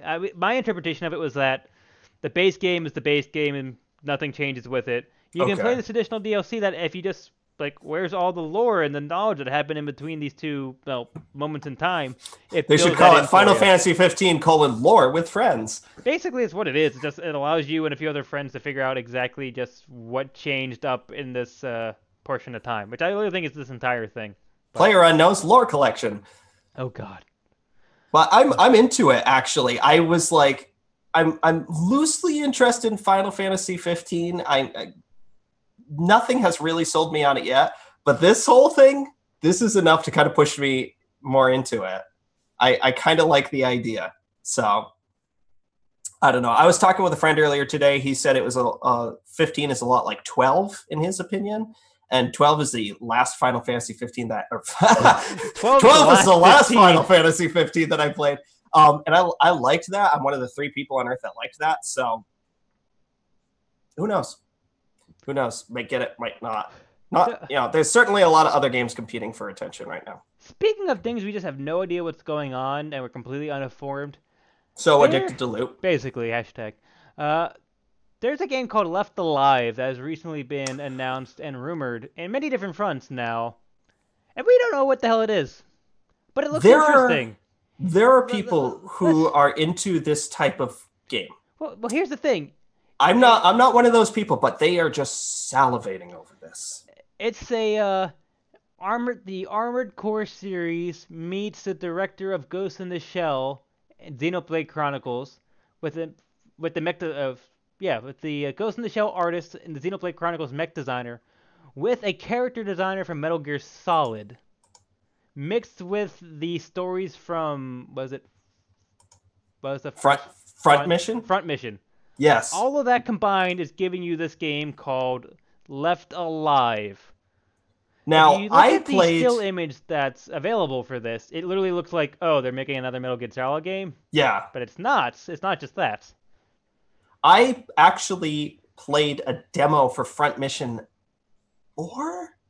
this is really funny because not too long ago I was trying to remember the name of it because it's like a turn-based mech kind of thing. It's a turn-based combat with tactical mech destroy game.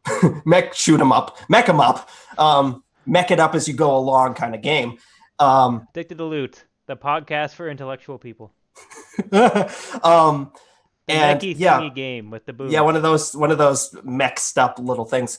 And I liked it enough, but it wasn't anything that I was going to go out and buy. But I guess this is like the spiritual successor to those games. So yeah, beep beep pew pew kind of games. One of those kind of games. Finally, someone that speaks our language. It's out there. Information is starting to release. There was very a little slowly. There was just recently an trailer-ish. Yeah, there's a trailer. There's a few more. There's a little bit more of a description of an update that just recently came out, kind of describing more of the mission format and what you can and cannot customize. It's like the new Kojima game. It's just like, hey, here's a bit of artwork. Here's an enigmatic trailer. What is this game? I don't know if I'm not sure. What is the game? It's set to release in 2018, somewhere in that year. That's all we know. That's really the only concrete point. It's about 50% complete from what they tell us. So who knows? It's just so weird to me. Like, I understand make a game announcement to build hype, but I have no idea what this is. Make a game announcement to build confusion? Get people talking on internet video game shows about what is your game? Maybe someone is watching us right now. Things are getting a little Meta Gear Solid in here. Maybe. Uh,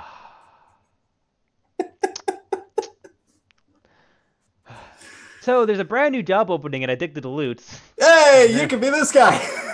But anyway. Oh Jesus. Yes, this is what I deal with. I don't know what was worse, the stunned silence in chat or Kate's, oh Jesus, like, oh God, oh mother of long delay. Speaking of Overwatch, we'll finally get to our playlist this time. Leaving the news behind, we'll actually get the games that we've played over the past God knows how many weeks since we've been doing a live cast. Oh, I know. But we have some pretty cool things to talk about. My very first one I'm going to talk about is I have been playing Divinity Original Sin 2, which we have kind of talked about earlier in this podcast. If you haven't caught that, just rewind about an extra hour and a half ago. You should be right there. Congrats. So, Divinity Original Sin was interesting because this is a game that I never expected to buy, play, or anything really. A few of my favorite Twitch streamers and YouTubers obviously are covering the game. They started playing it. I started watching the few intro, like kind of the intro mission area. Said this looks actually kind of fun. This is actually looking more fun. This is actually looking a lot better than I remember it. You know what? I think I'm going to get it. Like, it actually was. I remember watching one of the early access builds of it and thinking, there's just not much there. It just looks like an endless slog of questing. And not even in a fun way, just kind of, it was just there. But actually, there's a lot more to it in a very entertaining way. Like, it's one of those types of games where the content pathway is almost like never ending, but it's portrayed in a way that you want to keep on exploring it. Like, you can put a bucket on a guy's head and it becomes armor. Like, that's great. Yeah. I love that. Or the fact that, you know, if you have the right person in your group, you can get an extra quest or two, or you can figure out a quest in a different light, or you have different dialogue options depending on your background. Like, I went with, I'm role-playing a noble-born dwarven inquisitor. Like, that's kind of the guy I decided to roll, who's kind of okay. I'm still kind of figuring him out. I kind of like him, but it's interesting. And like, there's times where like, it's one of those games where like, there's probably times when you should leave, level up, get more experience, and come back, but you have no idea when those are or where they are. It's just you get luck of the draw kind of thing. Like, there's some like persuasion interactions where I don't think I ever could actually fulfill unless I left and came back, but you would have no idea to knowing, and I think that's part of the charm of this. Yeah. And the fact that you can interact with NPCs in certain ways. I actually haven't done too much of that just yet. There was one time where there's an NPC character where I actually know how this dialogue's supposed to happen because I watched it like 4 or 5 times over. But the only difference was this man's clairvoyant. But it's just the only difference was I had a different character in my party than everyone else. This character, before I went up to talk to this person as part of this question, they went, "Hey, you want to talk to him? Would you mind if I talk to him first? You know, I've been looking at this guy. We have a history. Do you mind talking to him?" My character, who's kind of like, you know, do you mind if you introduce me to him? Like, no, I'm shy. No, I'm shy. Well, yeah, I'm playing like a lawful good character, so I'm just like, oh yeah, sure. You know, I don't stand in the way of anything. Please go right ahead. You asked nicely. Go do it. And you're sitting there watching, and there's like, like there's like, it's just you can't really overhear anything. You just kind of, the narrator tells you what's happening, and then all of a sudden she just like butchers this guy, like just like stabs him in the heart, and just like blood everywhere, and it's just like he dies in a pool of blood, and your character's like, what did you just do? And he's like, thank you for letting me talk to them. We should probably go. Lily was like that. She's like, yep, well, thank you. You just butchered this guy. Yeah, I don't really. What's your point? You knew I was gonna do that. No. Like, it was just fun to have that potential interaction purely because luck of the draw. I had that character in my party. It was just so much fun to just see like, that's not how this is supposed to go. I think what I need to do, because as I was saying earlier, you know, I only played Original Sin. One, if you want to call it something. Original Sin. Original Sin. And I just was constantly overwhelmed. And that's not, you know, typically I fully embrace open world. Give me possibility. Give me options, but it was overwhelming in the sense of feeling like it's like I know that this game wants me to go somewhere and do something. I know it wants me to follow an overarching path, but I just don't know. Like what I love about BioWare games, to talk about something we never talk about. What's BioWare? What I love, this great company.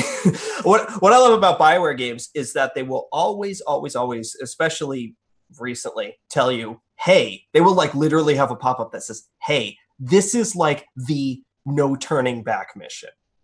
If there are other things you want to do in this game, do them now. Because once you start this mission, like after it is end credits. So like, if you, and I just, this feels different. This sits in a different space for me than something like Skyrim, where Skyrim, once you start to play it, a little bit, you start to realize, okay, nothing's really going to get like blocked off. Maybe I will do the entire story of the game, main story of the game, or maybe I'll do the entire Thieves Guild quest or something, but that's not going to make this random mission in Markarth go away. No. So I know I'm halfway through that mission. I can keep that tabled and comfortably just, okay, next time I'm in the area, I'll carry on with that. And Divinity feels like the type of game where it's like, well, what should I be focusing on? You've given me 28 priority quests. And maybe that's different with Original Sin 2, because the interesting part of Original Sin 2, at least from what I've experienced so far, you open up your journal and it gives you a tab for every single quest that you potentially are working on. But the interesting part is, like, I had my main quest, which is basically escape. Spoilers, not really, but escape. And it actually had, you're fine.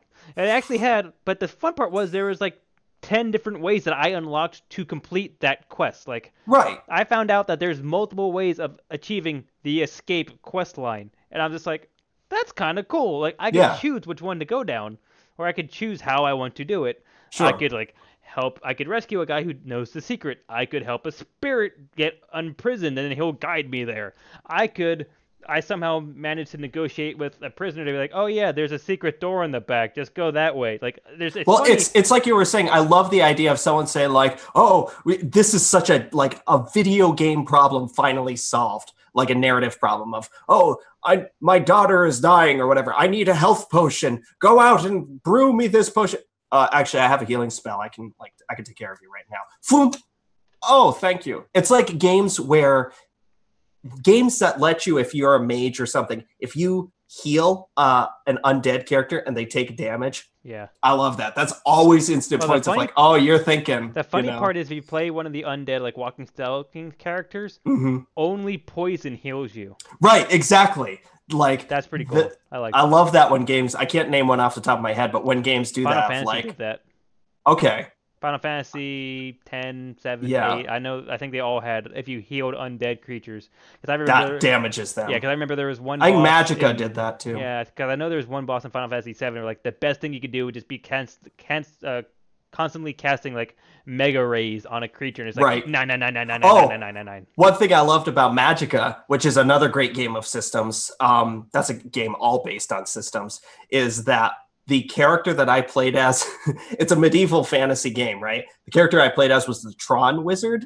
And so anytime I was electrocuted, I healed. So I literally would stand in a pool, like if I'm low on health, stand in a pool and cast lightning. And it's like everything around me dies and I heal. It's just like, brilliant. I feed off of your pain. I think I've just made it through. I don't even know if it's a chapter or what it is, but I basically just made it through like the intro areas of it. The storyline is actually pretty cool. It's actually not like paralysis by analysis kind of thing. It's not like you get overloaded to the point where you're just like stuck.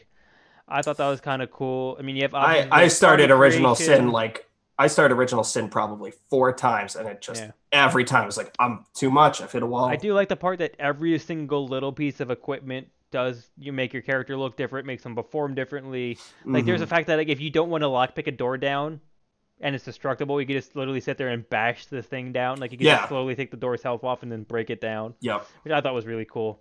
But Absolutely. or like if you're a skeleton character, you permanently have a lockpick because your finger is so bony that you can pick locks with it. That's hilarious. Like like if you were like an undead rogue character, you would never run out of lockpicks. It's great. Like I love that. It's just like, oh, look at this lock. You're good. Yeah. I think, and was it this game that has music where you can select your instrument? Yes. Yes, that's so cool. I selected my instrument. And so when you perform well, like that instrument plays. That could potentially be played in an entertaining fashion on like a joint gaming conglomerate of some sort. But where would we present something like that? The internet? Where could we? What kind of website would host like game streaming? We should invent this, Tommy. We are it. Oh, I'm sorry. I got a little twitch in my arm. So yeah, Divinity Original Sin 2.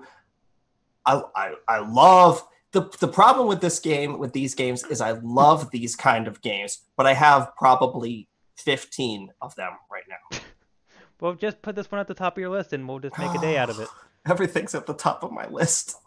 Make a new list. Put this list at the top of that list. I know. I'm at the point where I have, on Steam, I've got like categorized by genre and then a list that's like to play. And now I have like okay, but play these first. Exactly. Just put this on the top of it. You'll be fine. Play these and then also play these ones like right now.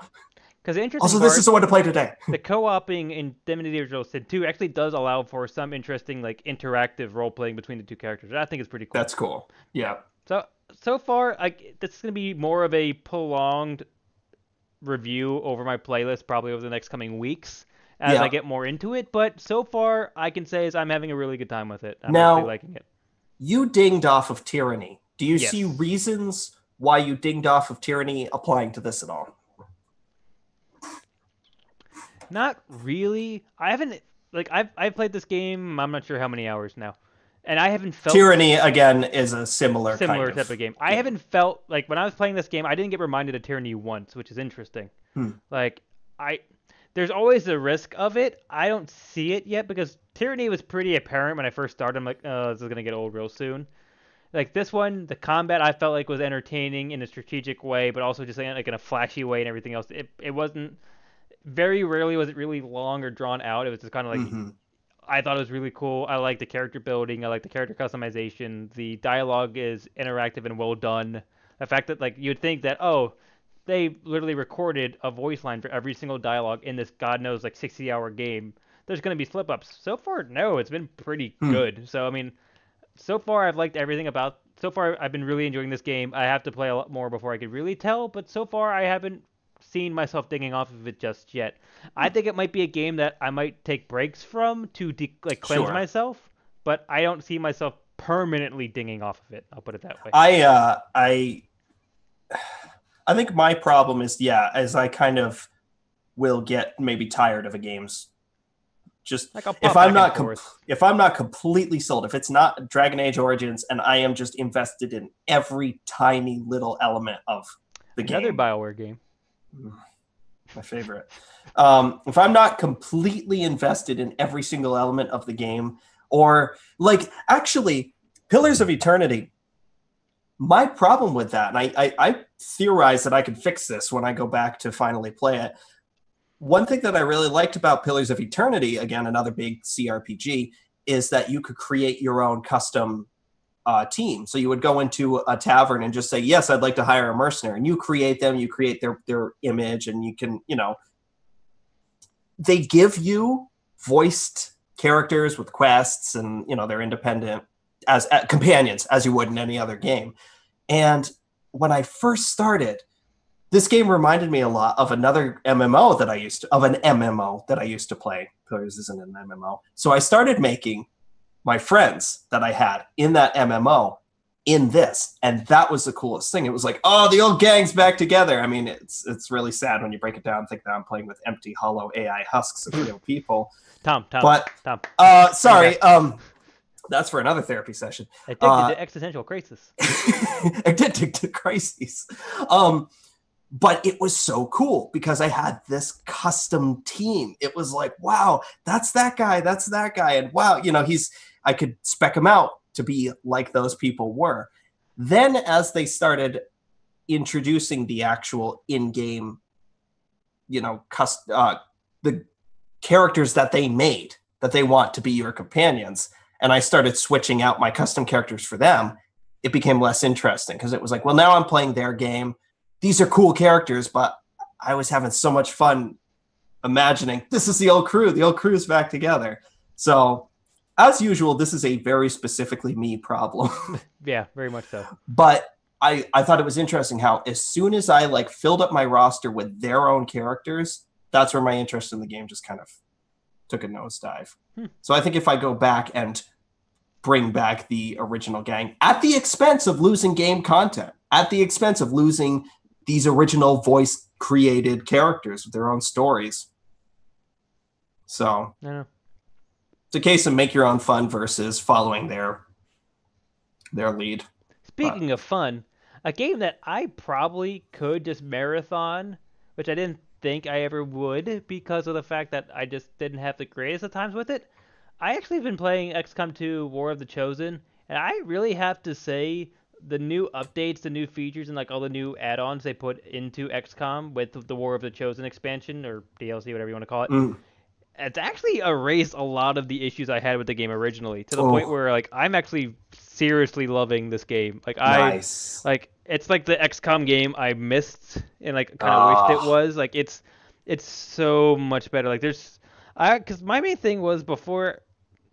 It's gonna sound weird. I actually thought the original XCOM 2 base game was lacking a few like little things here and there. I thought it was like kind of a little bit too straightforward. Where like XCOM 1 was just like so all over the place in terms of being so chaotic and hectic that you felt like overwhelmed and you're just trying to like fix everything. I thought it worked in the theme of the game. Exactly. Like you wanted to be.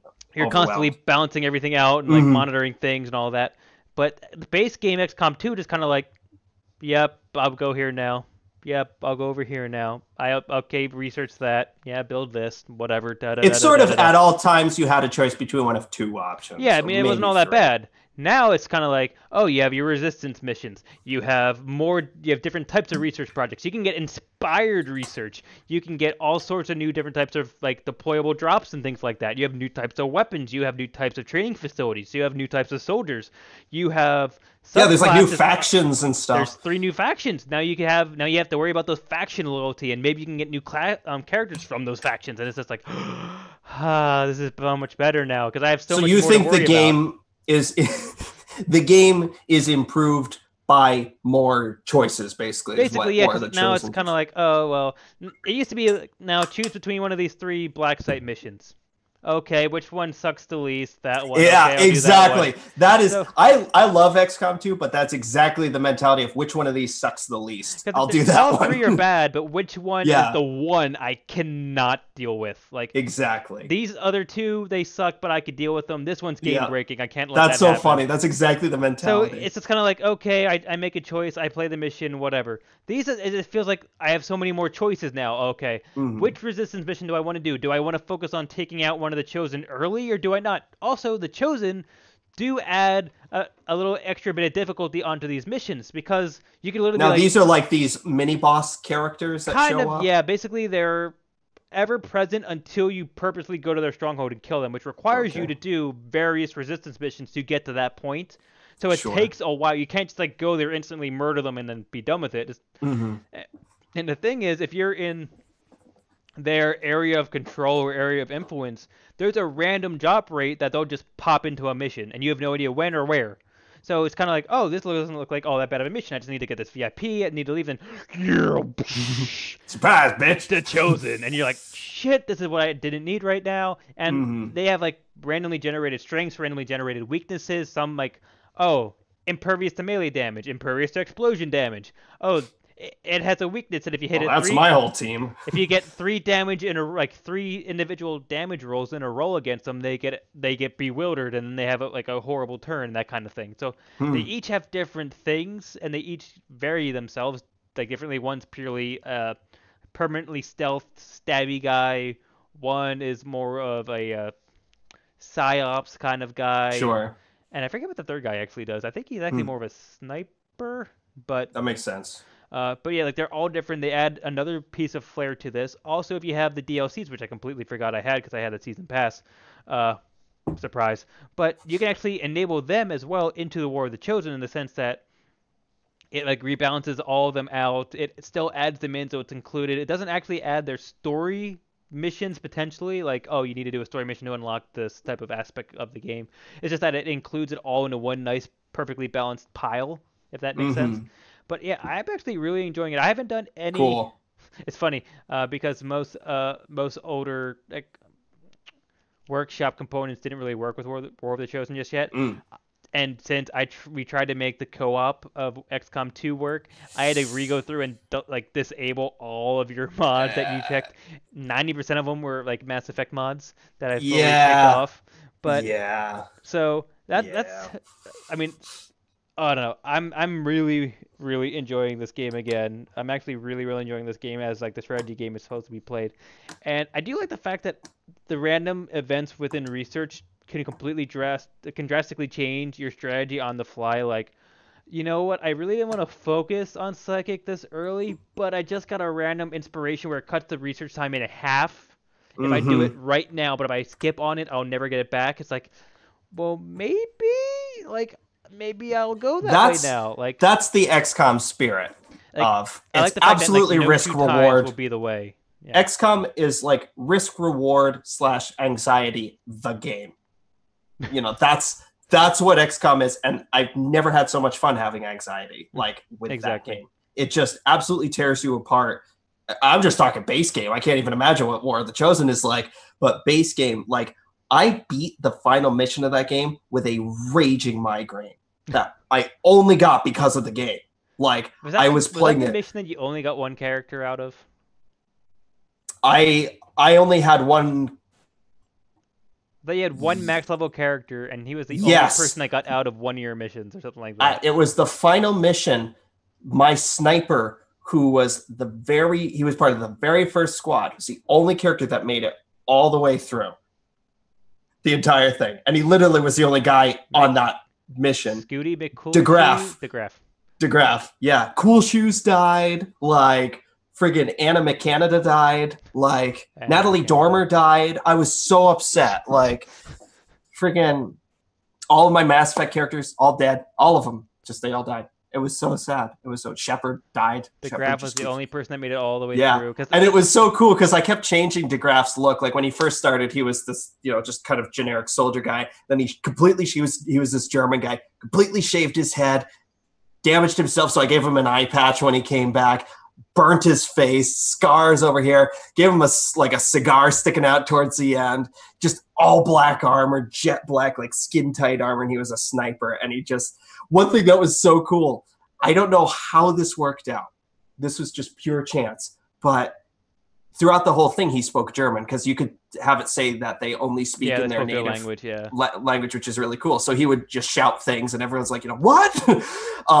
And then literally in the final mission, like I can't remember what he did. I think it was just like he was reloading just for like one of the final shots. And he goes, rock and roll. I was like, oh, that's so cool. The first thing he says in English, and he was just like, you're getting fucked up. That was so great. And like my XCOM 2 campaign was like the ultimate like gritty 80s movie. Like especially when you had like Cool Shoes Jackson with his big fro and his just like aviator sunglasses. All pink armor. It was great. I love XCOM 2. It was almost my game of the year last year. So I definitely want to pick up War of the Chosen. Oh, it is so much fun. I definitely would recommend it. I'm glad to hear that you like it because I know that you didn't really love XCOM 2. I liked it. I didn't love it. I didn't love it enough to really continue with it. I only played like halfway through and kind of like, okay. Sure. But yeah, I'm glad I like this, and I actually think I'm gonna push this one through. Actually, I'm thinking I might do another few practice rounds and then just restart it. Maybe do another YouTube series. It sounds like even if did you ever finish the campaign for 2? XCOM 2, yeah. No. Okay.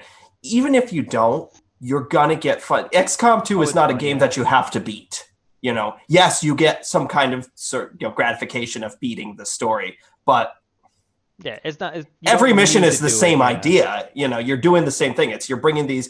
I should probably specify to anyone who might not know, like who's listening to this, the anxiety of XCOM at its core comes from you're creating this squad of characters, and if you're playing the true way, when they die, they're dead. Yeah. So You don't that, save scum? God. but like that means you've got a character, and just like with anything else, the more you use them, the more experience they gain, the better they get. So you can have this character, like I had Cool Shoes Jackson. He was this sniper that I had created very early on. And he was there mission after mission. You know, you get damaged and you come back in the fight stronger than ever. And then all of a sudden he dies. And it's like, I've just lost one of my best snipers. Now I have to hire somebody new. I have to train them up. So you have the heartbreak of, oh my God, I've lost a character that I've grown attached to, mixed with the gameplay heartbreak of, oh my God, I just lost one of my highest now players. soldiers can actually gain bonds with one another. So if one That's of them dies, wonderful. it's even worse. Yeah, you can have like two soldiers like pair up. Yeah, like they'll be And- like best buddies, and like they get Yeah. bonuses if they go on the missions together. And like that's funny because you can just randomly go to one of the rooms and see them like in the background just having a beer together or something Yeah. like that. But Because absolutely, DeGraff and Cool Shoes were a thing, they're like man. right They there. they were bros because they were both snipers, so they just were always like on the rooftops. That was so cool. How you I love doing? XCOM. It's so good. How's your day going? You know, shooting aliens. Oh, that's kind of cool. What are you Chilling, doing? killing. Shooting some more aliens. But yeah. Well, I liked to imagine because Cool Shoes was American and DeGraff is German, just like never understood a word that each other was saying. It's just like, how's it going?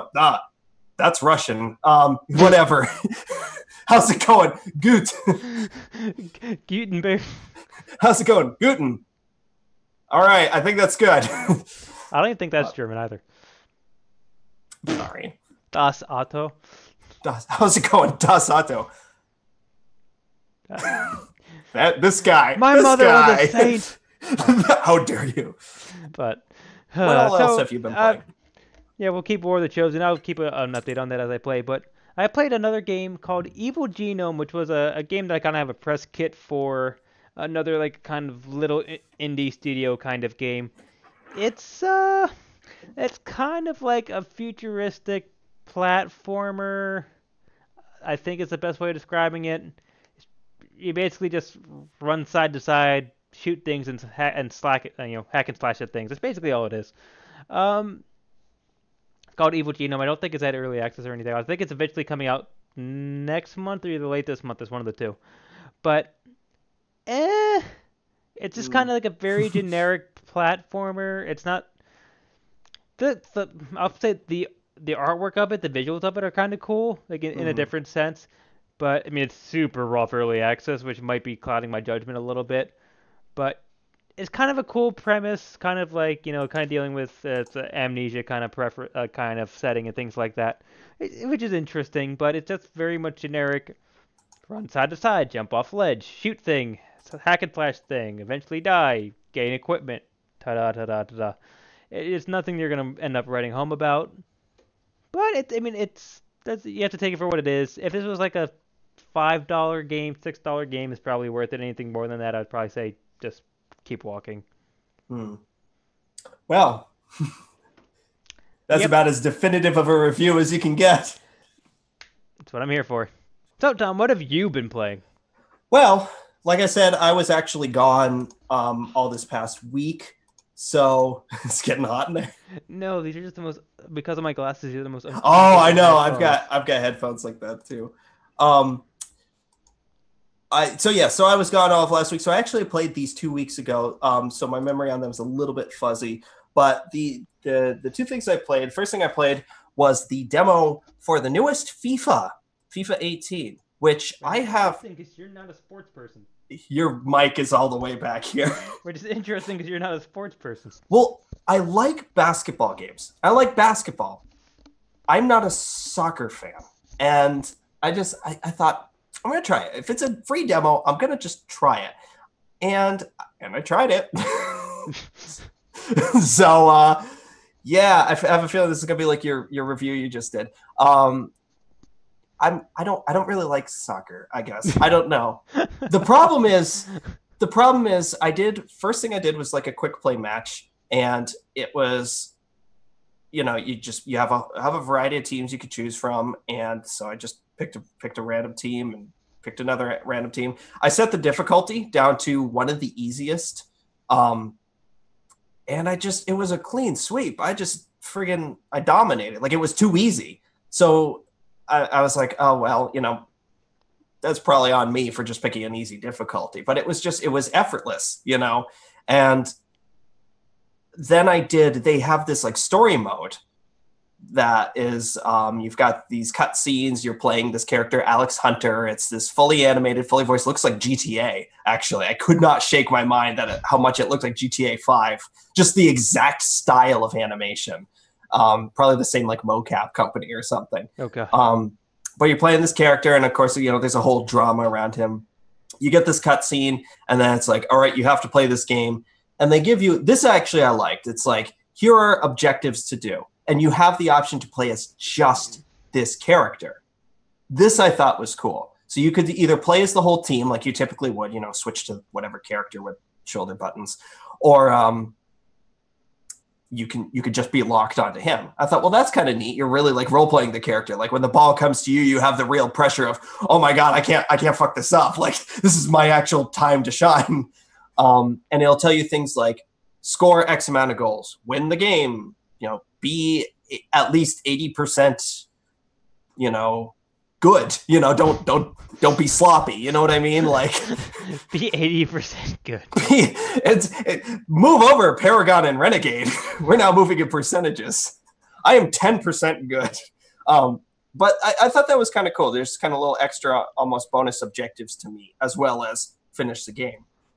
But what was weird is, like, I lost the game. I met like 2 of the objectives, and it just kind of carried on. So I don't know if you have to win the game necessarily, if it'll just do something regardless, or if it was just because of the sake of the demo, like, okay, on this one you could win or lose. Well, it depends on what the story mode is, because I remember the last time I played a soccer game, basically, this kind of, you played a character and you just played his career from rookie to retirement. You basically just you lost games, you won games, depending on how you did in the match, just determined how much experience points you got at the end of it. That seems like that's the case here. Yeah, like you're trying to get rookie of the year, you're trying to get MVP, you're trying to get awards, you're trying to win the cup. Like, those are all things you're trying to do. You're trying to get I'm trying to be traded, I'm trying to change position, all that fun stuff. Yeah. And the story itself had a nice little slice of mini drama. Obviously, it was very little slice of it, but I thought, okay, I could see where this would be interesting.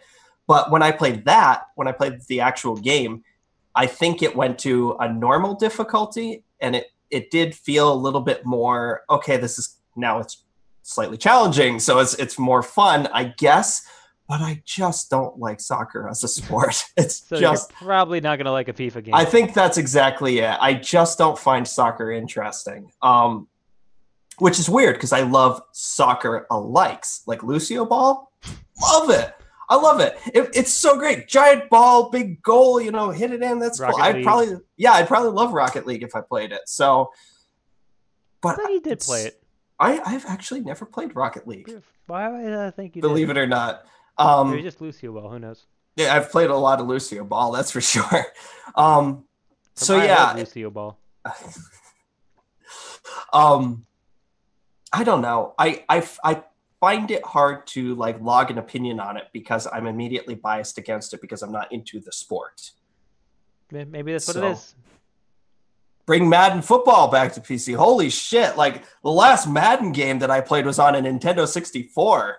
Like, I haven't played Madden in ages. I couldn't tell the last time, yeah. I remember Oh my god. I remember playing Madden 98. That was a good game. I was talking with someone earlier today because I was at a real life soccer game just like a few hours ago.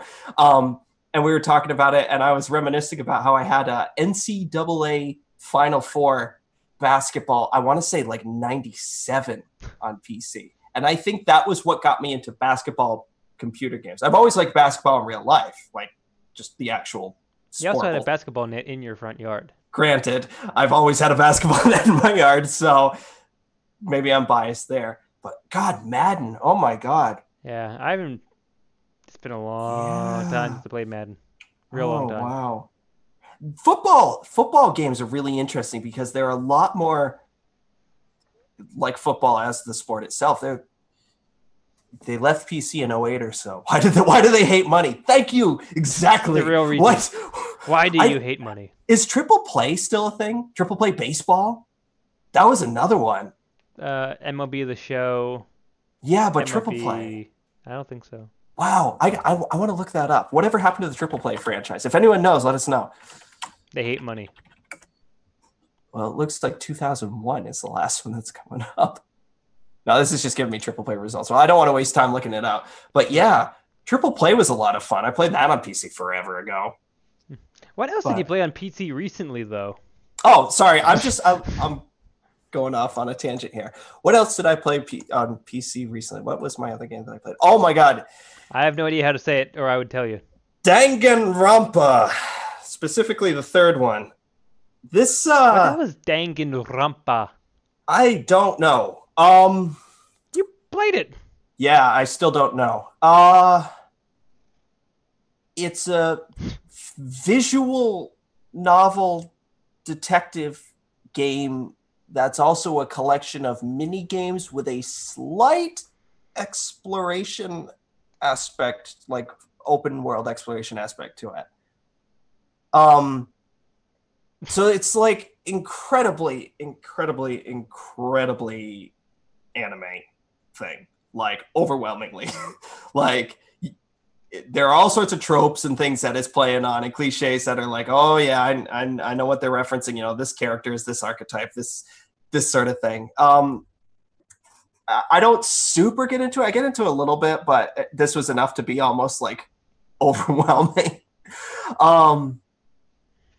And I almost wish there was more to this demo because I was just starting to wrap my head around that.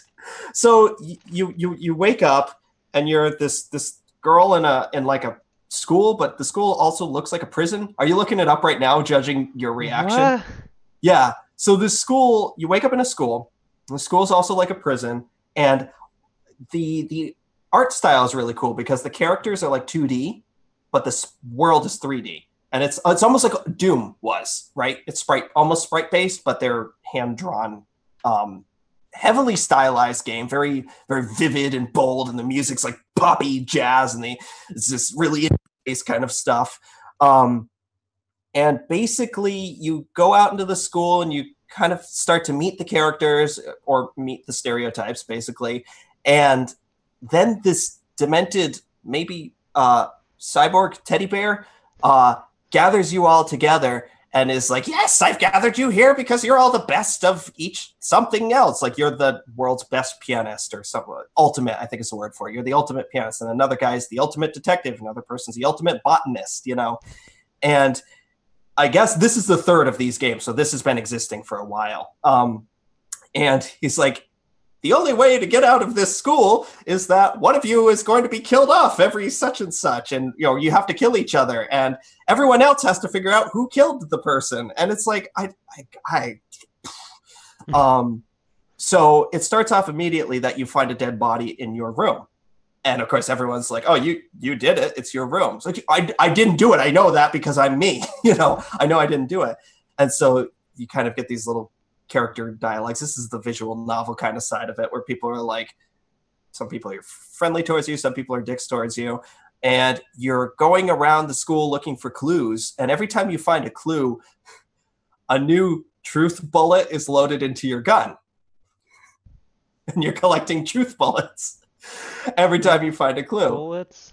And you go around, you're looking around, and I guess ultimately when you find all the clues, or maybe it's on a timer, I don't know, couldn't quite figure it out, a trial is called. And so everyone gathers in the trial hall where this demented teddy bear is overseeing, and everyone, all of a sudden it becomes Phoenix Wright, and everyone's at these podiums, and they're shouting different things, and it becomes a mini game fest, like a WarioWare kind of thing, where it's like, maybe someone will shout something and the letters, like the words that they're saying, will show up on the screen, and it'll be like, it couldn't have been me because I was in the cafeteria, but you know that person wasn't in the cafeteria. So at that point you can fire a truth bullet at their floating words. And it's like, no, that's a lie. I know this because blah, blah, blah. And then you'll, it goes deeper and deeper into these mini games where it's like, you're uncovering clues, and all of a sudden you get this like matching colors kind of game where it's like you have to click things that are, the same color to remove them from a field to reveal like the murder weapon, And then there was something like, what's that Virtua Racer game, where it's like you get in arcades where you actually sit down and you drive the car. Yeah. You get that, but you are collecting letters to complete like a sentence that will be a lie that you say to throw people off track. It's so wild, Brian. I don't understand this thing, and I kind of want to play more of it. Yeah. I kind of want to play more of it. I saw that ending coming. Yep. It's really interesting because I'm just playing it. I'm like, I don't get this. I don't like this. I'm not getting on with this. And then I got to the end. I was like, how much does this game cost? It's not out yet. So the reviews are just out of the world. Like, just oh my God. Yeah. I can't wait for this. I need this. I started looking it up and I was just like, this is so weird. This is so weird. I need it.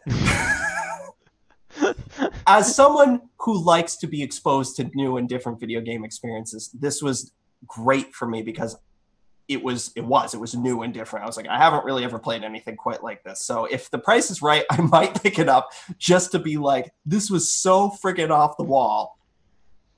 And I like the fact that it was moving really fast. It was very, they described their aesthetic in their review as like psycho cool.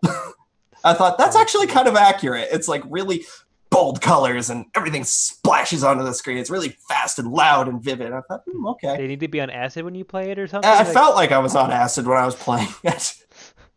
I felt like I was on cocaine. I was like, oh God, what is happening? But, there's a certain mindset that I don't know about you, but that I'll get into where I get a game like this. I put my TV's right there, big screen TV, turn the lights off, just got a controller, put my legs up and play and just kind of go along for the ride.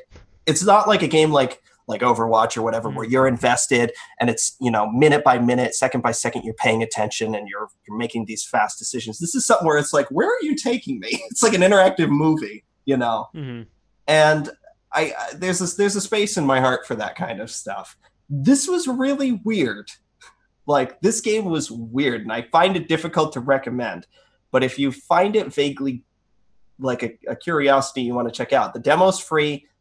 It'll probably last you an hour, maybe a little more than that. Yeah, maybe. Go check it out.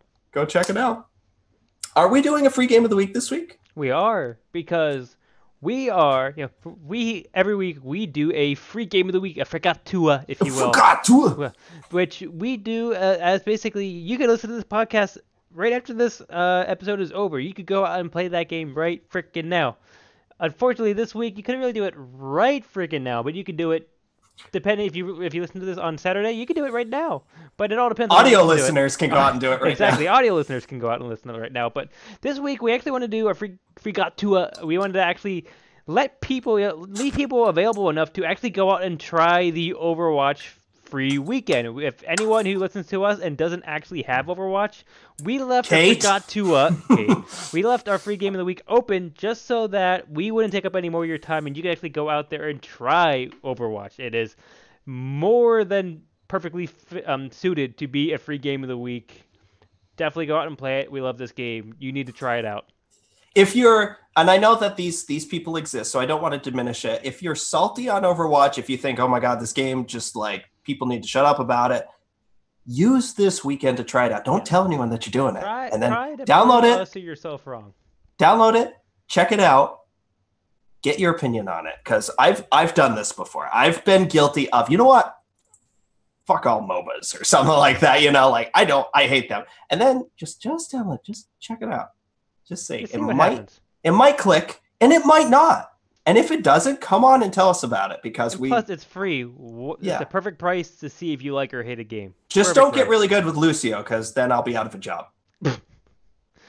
But you can find all that and more at our website, which is addictedloot.com, where you can find links to both the live stream of this, which we usually do at addictedloot or twitch.tv/addictedloot. You can also find the video recording at Twitch Also on YouTube, you can find links to our audio version of this podcast on iTunes, Google Play, Stitcher, and SoundCloud. You can get links to our group email, which is addictedtoloot@gmail.com, where you could write us for any questions, show appearance requests, comments, concerns, love you, hate you, want to join a game, anything that whatsoever. Have a game that you want us to review or talk about? Let us know. You can get access to also our Facebook, which apparently we still have. Cough, cough. But you can get access to our group Twitter, which is at Addicted to Loot. That is the number 2, which you can go on for all of our group announcements. Anything Addicted to Looty, meaning anything where we are going to put our showtime up, when we're going to do the podcast or the live stream, when it goes live, or anything else like that. You can get that at our group Twitter if you want to get a more live feed of updates.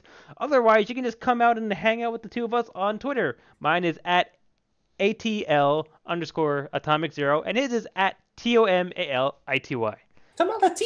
And of course, we have been Addicted to Loot episode 57. 57, yeah. The very first, our very big, glorious intro back into the lovely world of live stream podcasting. Yes, thank you guys who are our stream watchers that have stuck with us for the past month as Brian's had some technical difficulties. upgraded his computer, but now we're back and better than ever. And also thank you to our audio listeners who have continued to stay with us, because we love you guys. We do.